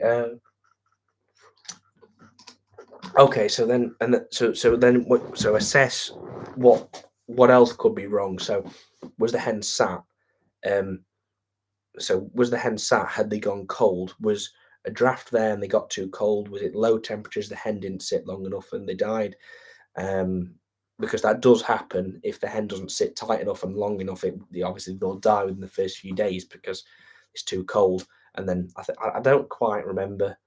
I can't remember. I'm sure I've heard it somewhere, but there's sort of a certain they regulate their own temperature after a certain amount of days. I think it's 10 days, and they're usually all right. So I put it down to cold then. If it's not black spot, if it's check mite as well, make sure it's not them because obviously that will cause massive problems if there's mite in nests. It'll kill youngsters. I've had it happen to Siberian bullies before. Um, where there was some mite. I think I can only think that they'd gone in the sort of the nest line I'd put beneath them, and I clearly missed it or something when I was going through and sort of dusting them, and they did end up getting the Cybo bully chicks, one of which survived and is the hen we've got with the greenfinch, and the other passed away. It's always the pastel ones. I've bred like 5 or 6 pastel Siberian bullies, got them to a few days old, and they've always died, and it's been so annoying because I wanted to see one, but it is what it is. Either way, it can't happen now. We don't have the cockbird anymore. We're not even breeding straight cibes anymore at the moment. Yeah, I didn't know that. I'm going to keep an eye on them sing and see how they cheer each other on for greenfinches. Yeah, that's it, Gabriel. Well, I'm sure if Shane's still on here, he might be able to tell you different, and he might be able to agree.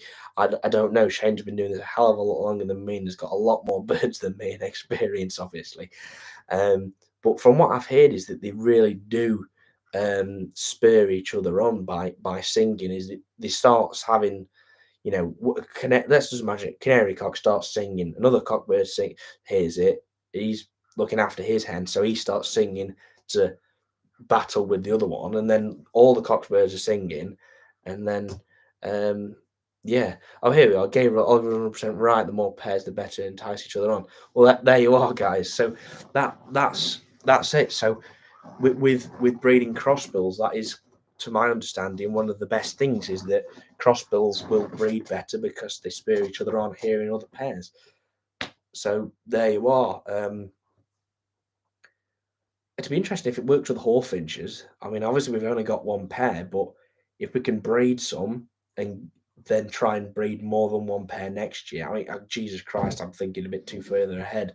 We haven't even got, we've only just paired them up today, and let's just hope that they don't kill each other. Well, that would be good if we can make it easier breeding hawfinches.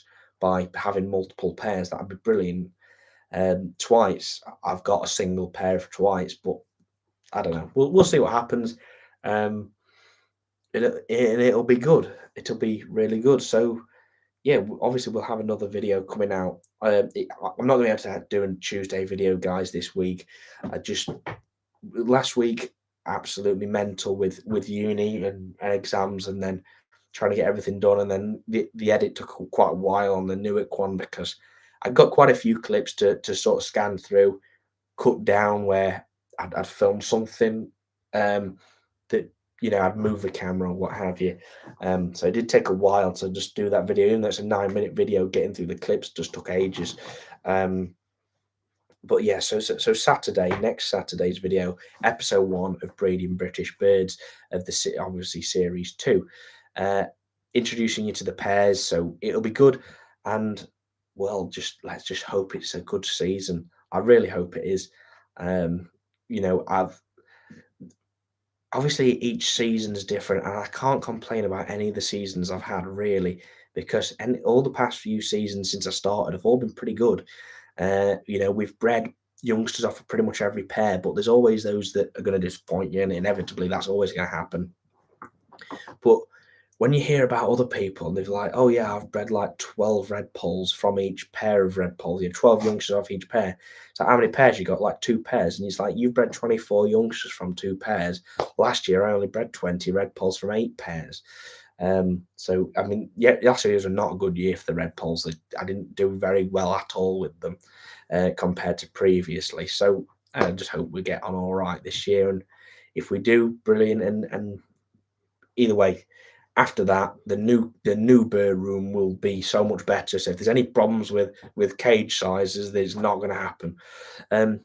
Also, 2 pairs of chaffinches straight with the sound of chaffinch pairs, the hen chaff hybrid pairs squats. All the time I wanted to be tread, if that makes sense. Yeah, got you, Shane. Oh, that's good. Oh, that's brilliant, actually. I tell you what, that is really useful because I'm going to have my straight bully pair in near the bully hybrid pairs. I tell you what, I hope that works. That'd be awesome if it does. If like what if I don't know the bully cock's singing like he does, and then all the bully hens squat, and then like the Norwich and the Greenie and the Red Poll can jump on there. That'd be perfect. I hope that works now. That'd be really nice if it does. Obviously, I, I, I didn't really do mules and hybrids last year. I'm trying to remember what we tried. We tried Goldie Mule. We got a single Goldie Mule buff hen. What else did we try? We tried Crossbill Greenie. Well, we tried Greenie Crossbill first, and the Crossbill hen. I put them in this little flight, and I thought, right, we'll just put an S site in there. It's early. It was like February or March at the time, and I got some cage, it's like a cage front on there, but with a bit larger bars. And then what happened? Sparrowhawk got the crossbill hen, and they were getting on brilliant. So we lost them, and they were mating and everything. I got a video on my phone of them still. March time, they're getting on brilliant, and we didn't breed any greeny crossbills, and then later that year we bred we tried crossbill greeny and didn't work. Was going to try greeny mule, the Norwich hen, sorry, the Norwich cock laid an egg, so then that was out the window, and I didn't breed one anyway. Oh yeah, red pole siskin, of course, Shane. Yeah, Jesus Christ, how do you remember this? Yeah, red pole siskin. We bred 2. We had 3 youngsters in the nest. One died after a day or 2, and the other 2 were both cobalts. They had really dark fluff on them. They made it to 10 days old. They were like black with gold wings. I was so excited. I thought, oh my god, these are gonna look like black siskins as hybrids. These are awesome. I was so excited. And then what happens? Some idiot lets firework off in May, scares hen off at nest, and they went cold. I was gutted, honestly. And then the rest of the year we had full eggs several times, and then after that the hen just didn't do it. And then the yeah, then the siskin cock started molting in like July.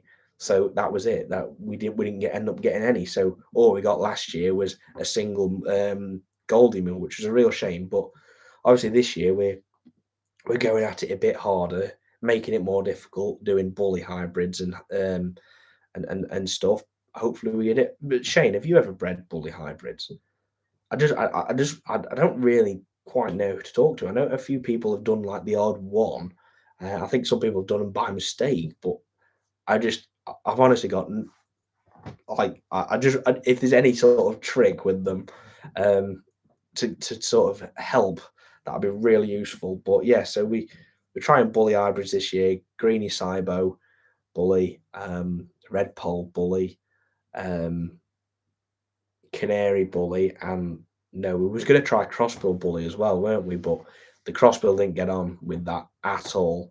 I then put the crossbill with a Norwich, and they just didn't get on. So anyway, I've moved that crossbill on. I just thought he just needs to go and breed with straight crossbills because he wasn't having any of this Mueller hybrid stuff. He weren't having it. Um, so yeah, to be honest, I'm probably going to try red pole mule this year or twite mule because with how I'm going to be breeding the twites and I've got a couple of spare red poles anyway. I'm just going to try and float one of the cocks over a canary hen, whether it be one of the yellow agate opal hens. It's not going to be a Norwich because I need to breed some straight Norwich, or I've got a cinnamon fife, a clear cinnamon fife hen.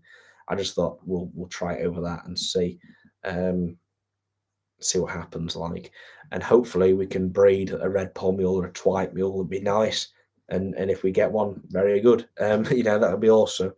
I'd thought about doing greeny mule this year, but I'd rather I want to get my greenies better. There's a couple, the cockbirds. Three of the cockbirds are fantastic, and I'm really pleased with them. There's another two that I've bought in. They're a bit small. They're all right. I will see what they produce this year. And then we've got another one in which I was supposed to pair them up this afternoon. I'm gonna have to do it tomorrow morning, um, and what have you. And we'll see how he gets on. But we've got it's a really yellow feathered bird, but it's not in condition. So I'm hoping give it a week, another week or two, and we'll use it in the second round. Here we are. Yes, mate. Not the easiest, but patience is key. I have a greeny bully building now. He feeds in the nest, but third year this year, so fingers crossed. Oh, best of luck, Shane. I hope you get some, mate. I see what I was thinking about this with Siberian bullfinch. So I'm trying the greenfinch cross Siberian bully, um, and everyone's I've been chatting to a few guys, and they'd all say, "Why are you wasting? Why are you doing it with Cybo? You want it with a native." But what I saw, and obviously it's never guaranteed, but is that Cybos apparently are more likely to produce more young for you in hybrids because of the size of them, and that they seem to be a bit more docile than the natives, a bit calmer apparently, and the breed, obviously Cybos really will breed easier than natives. So I thought, um, by having it with a greenie that's relatively greeny cocks won't they don't pair as easy. I don't think they hybrid as easy as others will do. I can't remember why. I've read it in a book, and I just thought if we can do that, if we've got a bully hen that's going to be taking a little bit more easy, and we'll try it. But I also saw on Facebook a guy bred 5 greeny bullies in one nest last year with a Siberian bully. I was like, oh my god, let's try it. So that's why I've gone for it. And then, hey, you know what? Next year we might try greeny native bully, but we'll see how we get on this year, and hopefully we can produce some. And I hope you do produce some, Shane, as well. It's great. It's great that he's feeding them because that means he'll obviously talk to her. That would be nice. How many greeny chaff pairs you got, Shane? I know. Did you have some full eggs and then lost a cock bird or something? Um, that'd be. Um, that I remember. Was it? I can't remember. Someone had told me, or it could have. I don't know. Someone said to me that they had got a greeny chaff. They got full eggs, and then cockbird died, and then eggs. I don't know, dead in shell or something. I was like, oh my god, that's just so unlucky. Tell you what I do want to try next year: greeny bramble or something. 2 pairs, and yeah, full eggs last year, then dead and shell, and they sniff. Right, there you are, that's it. I thought it was you, Shane, but I couldn't quite remember.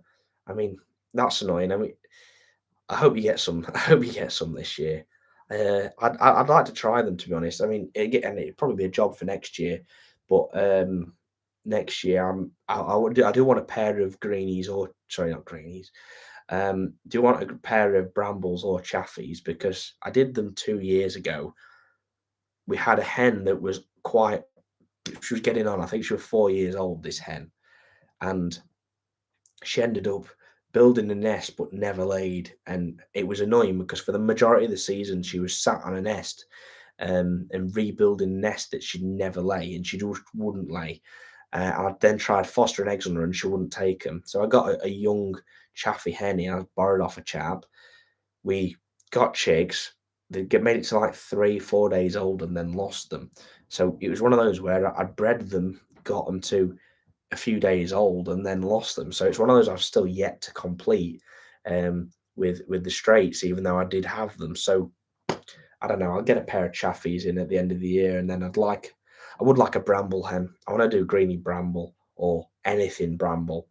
Um, I know a guy had Siskin Chaffee hatch this year. He got it to a few days old. Sorry, last year got it to a few days old and lost them. And I know he's still got the pair, so hopefully he produces those. If we can breed some bully hens this year, Siskin bully, we'll try it.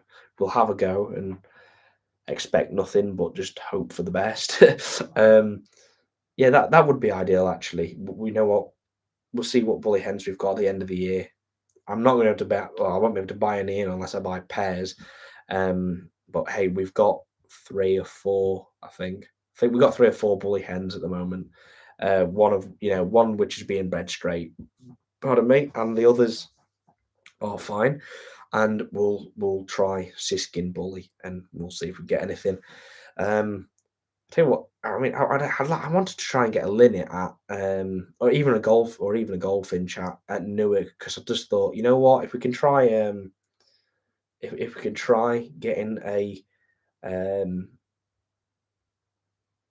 a linnet cock or a goldfinch cock in, and we'll just do it. We'll just try and do a random mule, or chuck it with a red poll or something, or a greenie, and just see what comes out. But I couldn't find any that I thought, that's one, that's a good bird, and two, it's definitely legit, because there were a number of birds that they were, I mean, there's guys selling linnets and goldfinches in cages. They're all messed up, and they got no rings on. And I just thought, like, how's this guy not been kicked out or arrested? At this point, it was nuts. Um, so that's another thing. I'd like to try a pair of linnets. I'd like to try a pair of chaffs, but we'll see what room we've got at the end of the year, and hopefully get on all right. Uh, Yeah, fingers crossed, guys. No problem anytime. I couldn't understand how you feel about your greenfinches. I really am for normals. Yeah. I'm looking forward to the greenies this year. I just hope we get some. I'm sure we'll breed some nice birds, from the stock that we've got, because they're from good stock, and we've got some really nice birds in as well. Um, just hope for a good breeding season with them. Give us a good number of youngsters, of quality that we can sort of work through, and what have you. Just say thanks, God, delivery spot on Shane. Oh yeah, guys, tell you what, I need to. I should have shown it in a video. I just completely forgot. I've just got some number 4 British show cages from Shane as well. I never realised how big they were. I've only ever seen them once in person, and then still not that close. The number 4 show cages are huge. I bought 2 from Shane, for the Hawfinches, and they're just brilliant. They're massive, um, and I need to, to be honest, I'll probably give them another lick of paint, just to, because I think I scuffed it the other day, and I just thought, oh no, great. So I need to give them another go round, like, um, and stuff before the show season anyway. I think all the cages need it, to be honest. I think they all need, other than the new ones, sort of a sand down and a prime. All the cages I've got, bar those ones. But yeah, the number 4 show cages are huge. They're brilliant, though. I love them. So yeah, hopefully showing some Hawfinches, and let's just hope that we can get some in the current year class, because that'd be great if we can, because that means we'll have bred some. So we'll see what'll happen. Um, I just need more room because there's so many birds that I want to try and hybrids that I want to try that I just obviously I can't do them all in one go. But it's like I want to try crossbill mule and actually get one.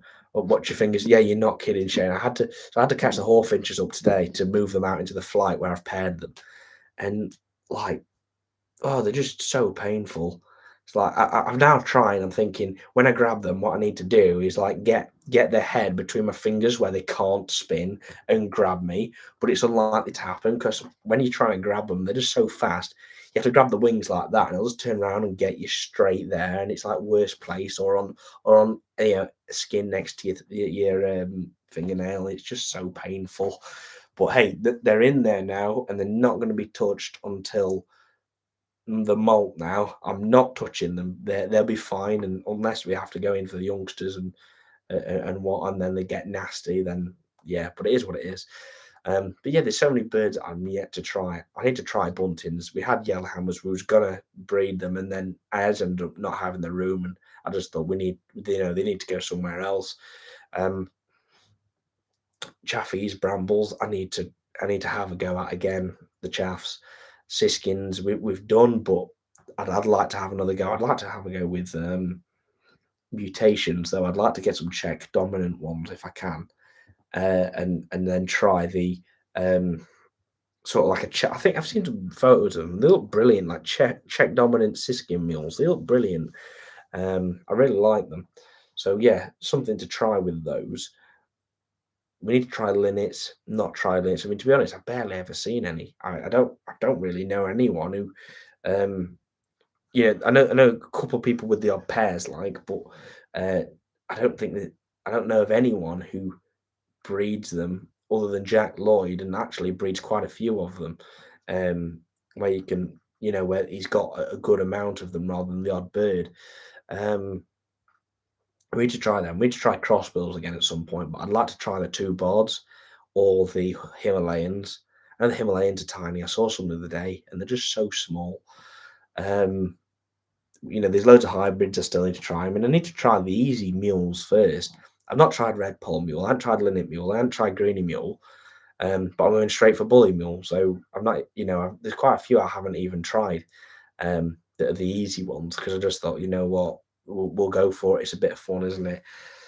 So it is what it is, and we'll just have to work through the big long list of all the things I want to try. Um, I need to have a go with soft bills because we've had some, but I didn't, we didn't get them to breeding season. The black red starts, they were awesome. I'm trying to think of anything else I need to try. I think we're done. Serins. I want to have a go with serins.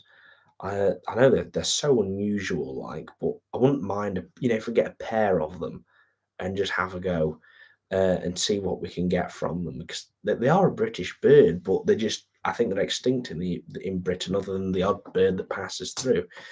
Um, Plenty of wax moth mate for the hawfinches. Yeah, that's it, Shane. Now I've got quite a few I've froze up, but I need some more to be honest. I'm gonna have to drop uh, I'm gonna have to like drop a big order in from one of the live food companies and see what I can you get from them. I don't know if they do offers on multiple sort of or larger quantities. Are they live wax moths, Shane? I mean, if you because I thought about getting the frozen ones, but I I just thought I don't know. Do I go for them or not? Um, because obviously I can defrost them, like, but I weren't sure if they prefer um the more live. Tell you what I do need is calcium. Is it calcium worms? They look like wax moths, but the calcium ones, because I think they're definitely going to be something I need when they're rearing. Himalayan goldfinch and red pole mule, good. Red pole's good mule. I have seen red pole goalie. It's a nice hybrid, but I think to get a good one is not as easy. Um, it's somewhat of a problem trying to get you get a good one. I've seen photos of the red poll goldies, and I don't know. There's some really good examples, but there's also some that look really crap. Like the red poll absolutely dominates it, and then they end up where they've got a bit of a, pardon me, a bit of a mask and a bit of gold on the flights, and they're not great. So you know, I'll have to have a go at some point. I haven't seen Himalayan goldfinch cross a red poll, but I imagine they're very similar. Speak to Ricky about Himalayan exports. His mate had some lovely mutation for 100 plus. Oh, brilliant! I've seen there's pastel ones now of the um yeah, of the Himalayan crossbills. I've I don't think obviously there's a couple of pieds keep coming out in the the common crossbills. I don't know what's in the parrots, and then I saw the other day someone's got quite a few topaz two bards. So hopefully they'll eventually get more color variant crossbills bred. But obviously they're not something that's just widely available at the moment. Um, but yeah, that would be that would be brilliant. I mean, I'd love some Himalayans, but again, we'll see once the new bird room's up, what sort of room we've got, and where everything's going to be paired. And then once we've worked it out, we'll work on it where we maybe get a pair of crossbills and a pair of brambles or something. Got Kelsey also, mate. I'll sort you some out. Let me know when you need them. Yeah, no worries, Shane. Don't worry. I'll probably drop you a message tomorrow. Have a look at it, and then we'll have a look. Because if they are, Shane, are they frozen?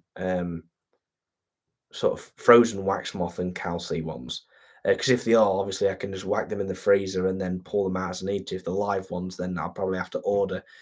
Um, maybe a small quantity now or something, and then once they're sort of perfect. If they're frozen, I'll drop you a message in the morning. We'll work something out, and if then it's just easy and chuck them in the freezer and then just defrost as I need to. Try UK waxworms. More you buy, cheaper they are. Yeah, I'd see. I gave him a try, George, and have a look at. I'll have a look as well. I guess the thing is if I have them live as well, chuck some in live, get some frozen ones from Shane, and then we got both to go to sorted. Um, okay, they actually tried it. Um, oh right, oh brilliant. The Himalayan Goldie Cross Red Pole. I tell you, I mean, have you seen the? I want to try crossbill hybrid with a small finch. I'll tell you what, fuck it. No, I shouldn't say that. Sorry. We've so I've got a friend who has got a bird that I had not long ago, like just to hold on and look after for him while he was redoing his sheds. It's a cross between a parrot crossbill and a oh great, Dad's seen it. No swearing, brilliant. Yeah, I didn't mean to. Oh well. He's got a cross between a two-barred crossbill and a parrot crossbill.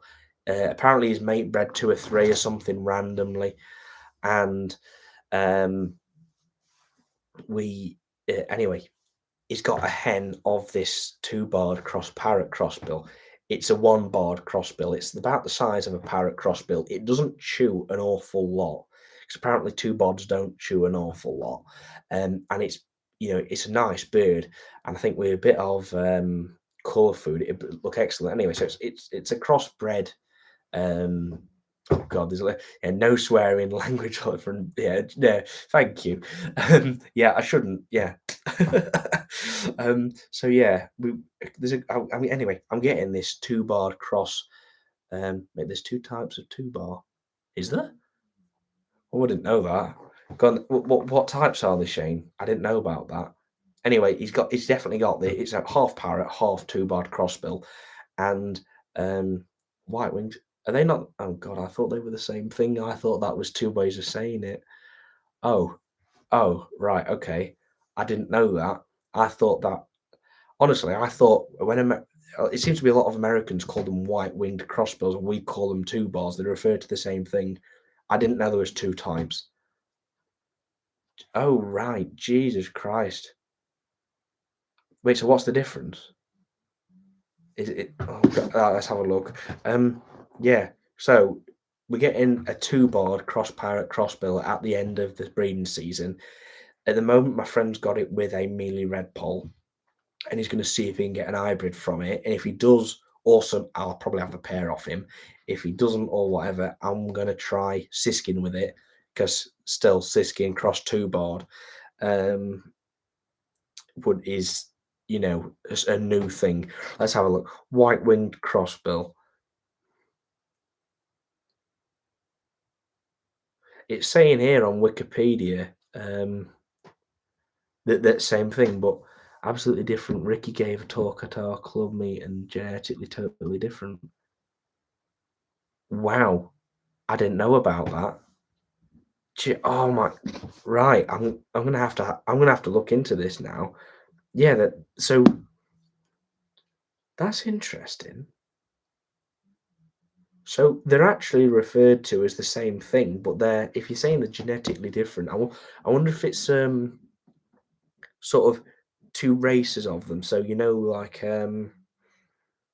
like red poles in it, you get mealy and lesser. Perhaps it's because of the geographical difference, where the white wings are in America, the two bars are in Europe, and they're very similar. But yeah, I'll tell you what, Shane, I'll drop him a message. I'll have to get his number or whatever, like. But yeah, I'll have a chat with him. That's interesting. I didn't know about that. Um, yeah, that's excellent. Thank you for letting me know. Um, yeah, so obviously, guys, if you don't know what a two-barred crossbill looks like, um, that's it. I let me have a look if I don't think I have a photo on my phone of the two-barred cross parrot, but it is weird. It's a very different bird because it's one bar on its wing, and it's just everything about its parrot crossbill other than colour. But it is really nice, like, and I do really like the bird, and that's why I'd said to him once if he doesn't want to get rid of it, which I think he's going to give it me at the end of the year, we're we're going to have a go with it because it's lovely. Uh, Here we are. I've got a right. So hopefully you can see this photo. So it's not great light. Let me. There you are. So it looks really a lot like a parrot crossbill. Most things about it are parrot crossbill, other than obviously the color and the bars on the wings. It's really nice. I think it's a lovely bird. And yeah, it is. It's excellent. So he's got that as a pair with a mealy red poll. He's going to see if he can breed off them, and if he does, that'd be excellent. And if he doesn't, it is what it is. I'm getting it off him hopefully at the end of the year, and we'll have a go with a siskin to it. That's my plan. We'll put a siskin to it, and we'll see if we can breed siskin cross two barred parrot thing. So yeah, I would suggest an episode of Zoom Room with him, mate. Really good. Yeah, that's to be honest, that's exactly what I thought, Shane. As soon as you mentioned that, I thought, you know, if there is a difference, which I don't think many people will know, we'll get an episode on it because that'll be something that it'll be great to get more information on. So yeah, there you are. We'll give it a go. I did think about putting a greenie with the two bar because I've never seen a greenie cross two bar, but obviously it's half two bar, and I don't think it'd be worth it. Sorry, excuse me. I think it just looks so similar to a greenie common crossbill because I don't think it would take the bars in the wings because a green doesn't have it. I don't think it'd make much difference, and then it would be a bit more wasted. So I thought if we give it with a siskin, the siskin will pick up the bars. I mean, I thought we could even try, um, you know, uh, goldfinch crossbill, but because it times the early breed, I think it'd be a real difficult one to do. And obviously, we'll give it a go at some point, but I think we'll try a bit of an easy one to begin with crossbills. Um, there's so many types of crossbills, not just the ones we know. Um,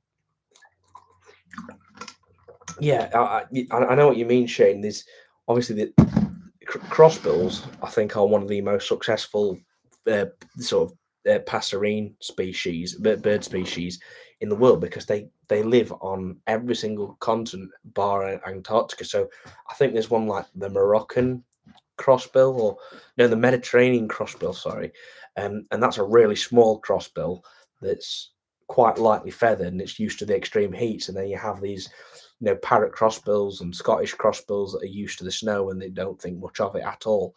Um, but yeah, I know there's loads of them, like you say. So it'll be good. And it's like Himalayan crossbills. Imagine how cold they're used to it in the Himalayas. So excuse me. So it'll be good. We'll have another go with crossbills at some point, and fingers crossed, it works nice for us. That would be good. Um, I mean, I'd love some mutation crossbills, but they're so few and far between, and cost a fortune. So not yet. We'll see if we can get something that's split. Like split pastel Himalayan or something. That'd be all right. Hope you're okay with this year's breed. Yeah, thank you very much, Eagles Way Dogs. Really appreciate that. Obviously, literally just paired up today with everything bar green finches. So there'll be an episode coming out next Saturday on it all, introducing you to all the pairs and stuff from there. So it should be good. Um, yeah, there you are. I, have you seen the? I tell you what, I'll try and get a photo of it. I wonder if people have seen the chaffinch crossbill. Apparently, now I'm literally going on what people have told me, and I don't know if there's any truth in it or what. However, apparently there was a chaffinch crossbill um, bred by um, artificial insemination. Now, I don't know if it's true. I don't know if it's people just saying it because it's obviously it was the world's first and a very rare one at that, um, or what. But it sadly, I think it was a hen. The Chaffee, yeah, here we are, Chaffee crossbill. Apparently, it was a hen, so it's a shame. But it was an interesting bit. It kind of looks like a Chaffee with just a crossbill beak sewn onto it. Uh, yeah, that's exactly what I thought, Shane. It wouldn't be for me personally. I think it's quite ugly, but it's it's an achievement as it is. Poor me cats and full legs from a couple. Oh, brilliant! So that's a shame, isn't it? If it obviously it lost them, I can only assume. Um, but yeah, that's excellent. I mean, it's like the person who bred Siskin Chaffee this year, sorry, last year, and obviously it died in nest. I mean, it's what that one bird where it's like, why does that one have to die? You'd sooner rather lose, I don't know, 10 straight, like, you know, I don't know, and you'd rather lose a nest of red poles than one single really rare hybrid like that. What do you think of greenbacks? I don't know what they are, Gabriel. What are greenbacks? I'm honestly not sure. Um, but it's like this year with us doing bully hybrids. I I just hope we can get some. It'd be great if we can. It'd be really exciting, and they're one of my favourites. Bully hybrids. I mean, I think crossbill bully. I think yeah, two-barred crossbill cross bullfinch is my all-time favourite hybrid. I think they look brilliant. But there is a number in there as well that I think are lovely. It's like I'd like to try. I even thought, oh yeah, we could put a um, Twite with with the two-barred parrot crossbill.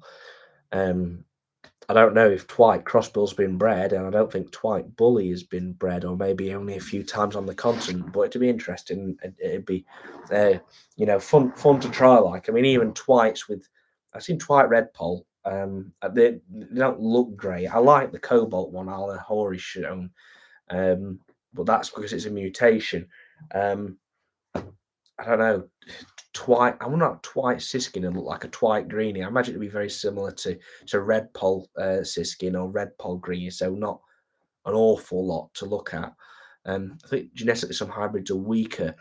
Yeah, I think you're right. You'd be right, Shane. I think it's just it's like red pole mules, isn't it? They're shocking for deformities, because I don't know what it is, but it obviously clearly doesn't work quite well. And you get some that are brilliant and are fine, and you get others that have got like no lower mandible or missing toes or missing. They have problems. I know they have a lot of beak deformities with red poll mules, so that's hence why I've not really had an attempt at them, because of that. Um, I wonder what are probably the strongest hybrids. I imagine it's well, I don't know. I imagine Siskin Red Poll's a pretty strong hybrid. I imagine something like a Greeny Crossbill is. I mean, it's like well, Shane. I'm sure you'll know those. You've got some those Crossbill Greeny. The more greeny than crossbill. What 87% green finch and 12.5% crossbill hybrids.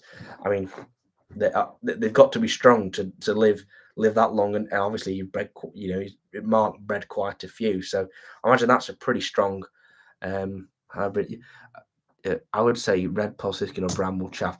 Yeah, I imagine bramble chaff so closely related that I mean, apparently they're quite easy to breed, and it's not much different than breeding straight brambles or straight chaffies because they're so close. Um, I do think it probably helps. The more closely related, the more the better chance they are of being all right. Like, um, it's I imagine like Lidit red poll or something's pretty good. Uh, I think that 2 bedroom genetically normal to normal is best way to go. Yeah. What do you mean with mutations wise? I mean, I tell you what, I think someone tried Feo red poll mule, like Feo red poll with a Feo canary, and but apparently it looked really crap. But I just think Feo's a problem anyway. The Feo red polls, I think you put them in sunlight and they just go blind. But it's one of those where, as much as I'd like to try it, I just think it would end up with more heartbreak because you might have bred one that's, you know, missing something and deformed or what. But we'll have a go at all sorts at some point. Like, what I'd like to try is color variant mules in unusual ones. So like cinnamon twite mule, and obviously you'd have to go with a cinnamon canary cock to a twite hen.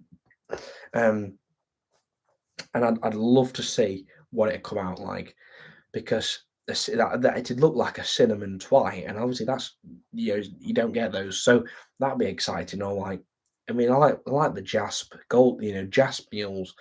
Yeah, I had a jasp golden mule I was given at Newark in October. Sadly, I never got to show it on camera because it died within a few days. I don't know what happened, but it didn't like the journey and it stressed out. And a few days later, we sadly lost it, which was a real shame. Um, but they're nice because you've got the dominant mutation that comes through. um, or like, I don't know, agate linnet mule or cinnamon linnet mule, because you have to do it with a canary cock, and automatically that's harder because you're putting it to a finch hen. Um, yeah, well, so but don't get me wrong, putting different mutations together is a good challenge. Yeah, it's always good fun, Gabriel. I'd love to try um, cobalt red pole cross pied greenie because you're putting two dominant genes together, and then you get cobalt pied, and that would be interesting because you're putting it in a hybrid. But I don't know. We'll give it a go at some point. I'm not quite sure when. You and Shane should get together for a live chat. Maybe interesting when you were chatting about birds. I think that's a really good idea, Jamie. Shane, if you're up for it, we'll organise something at some point. Guys, I don't think in person me and Shane like together in the same camera would work necessarily because we don't live that close to each other at all. Well, yeah, definitely. If like Shane joined this or what have you. Oh, sorry, I've not got my mutation. The big things on. That's brilliant. Yeah, we'll organise something at some point, Shane. That'll be really good fun.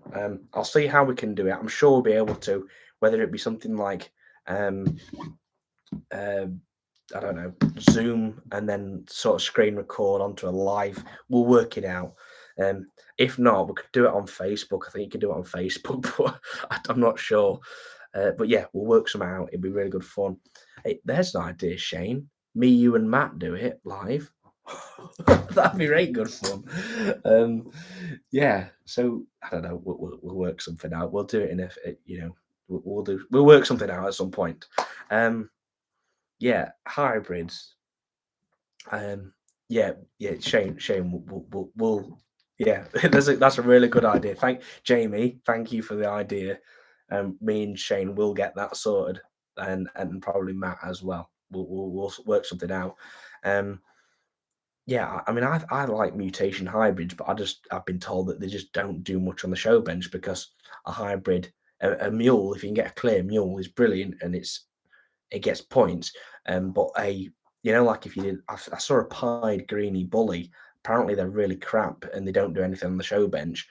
Or any pied hybrid won't do anything on the show bench because it's a fault of the light feathers in it. Um, so it's one of those where we'd try it for fun, but we wouldn't. It's not you're not breeding it specifically for the show bench. It's like I don't know if we. I mean, I'd like to try Czech dominant siskin with I don't know, greeny, and then you get a Czech dominant greeny siskin. That'd be interesting. But it wouldn't do out on the show bench. So it's only one of those that you would have as a bit of fun to try, challenge yourself. And if you can get one, it's good. And it's just one of those that, to just sit in the shed for or a flight for most of its life because it wouldn't really go to a show because it's not really going to do anything. Um, Totally understand where you come from, Ollie, where one bird has it and the other doesn't. Yeah, yeah, that's it. So I don't know. We'll work something out. I think I've seen Cobalt Red Pole Bully. It's quite a shame that they don't do much on the show bench. But I don't know how it'd come out because I think this one which was bred was a hen. Um, with all these ideas, Ollie, you're gonna need a bigger shed. You're not kidding, Shane. Honestly, it's all the ideas I've got. It's gonna take me years to get through them, and then still, it's like inevitably some of them that you're not going to breed in your first year. You're going to have the pair together for a year or two. It's not like, right, we've done Canary Bully, tick that off the list in your first year. Hopefully it happens this year, but you can't guarantee. I'm not holding my breath.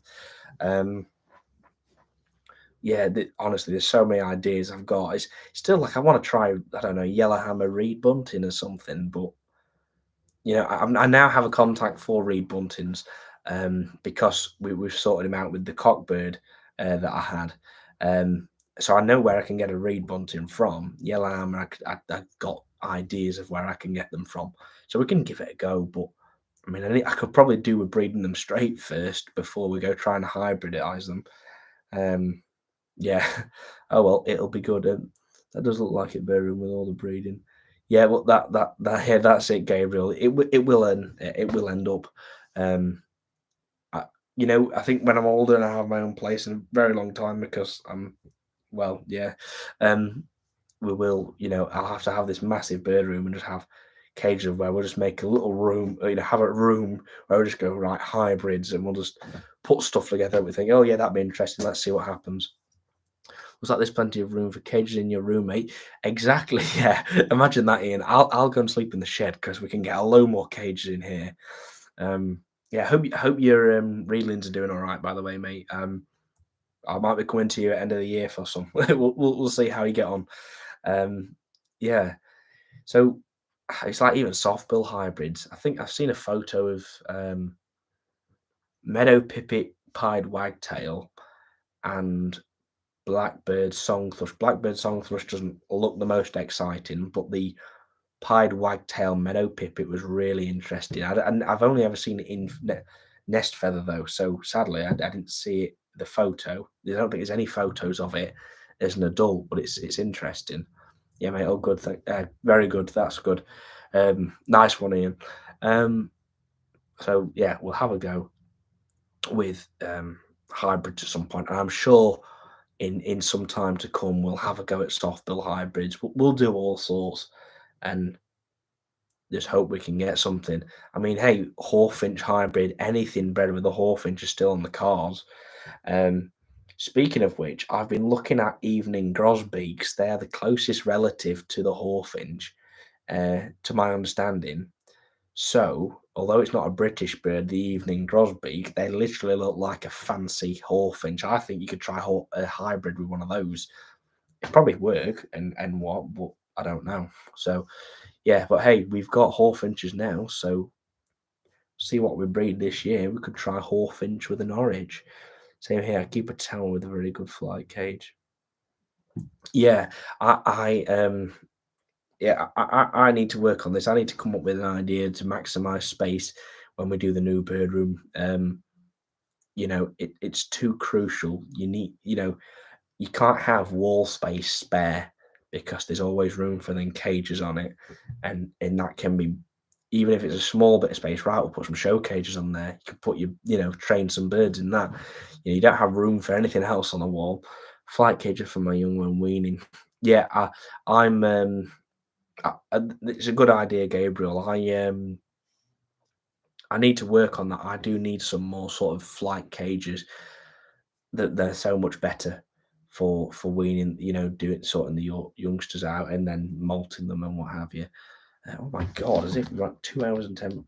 I've just realised like that's a bit.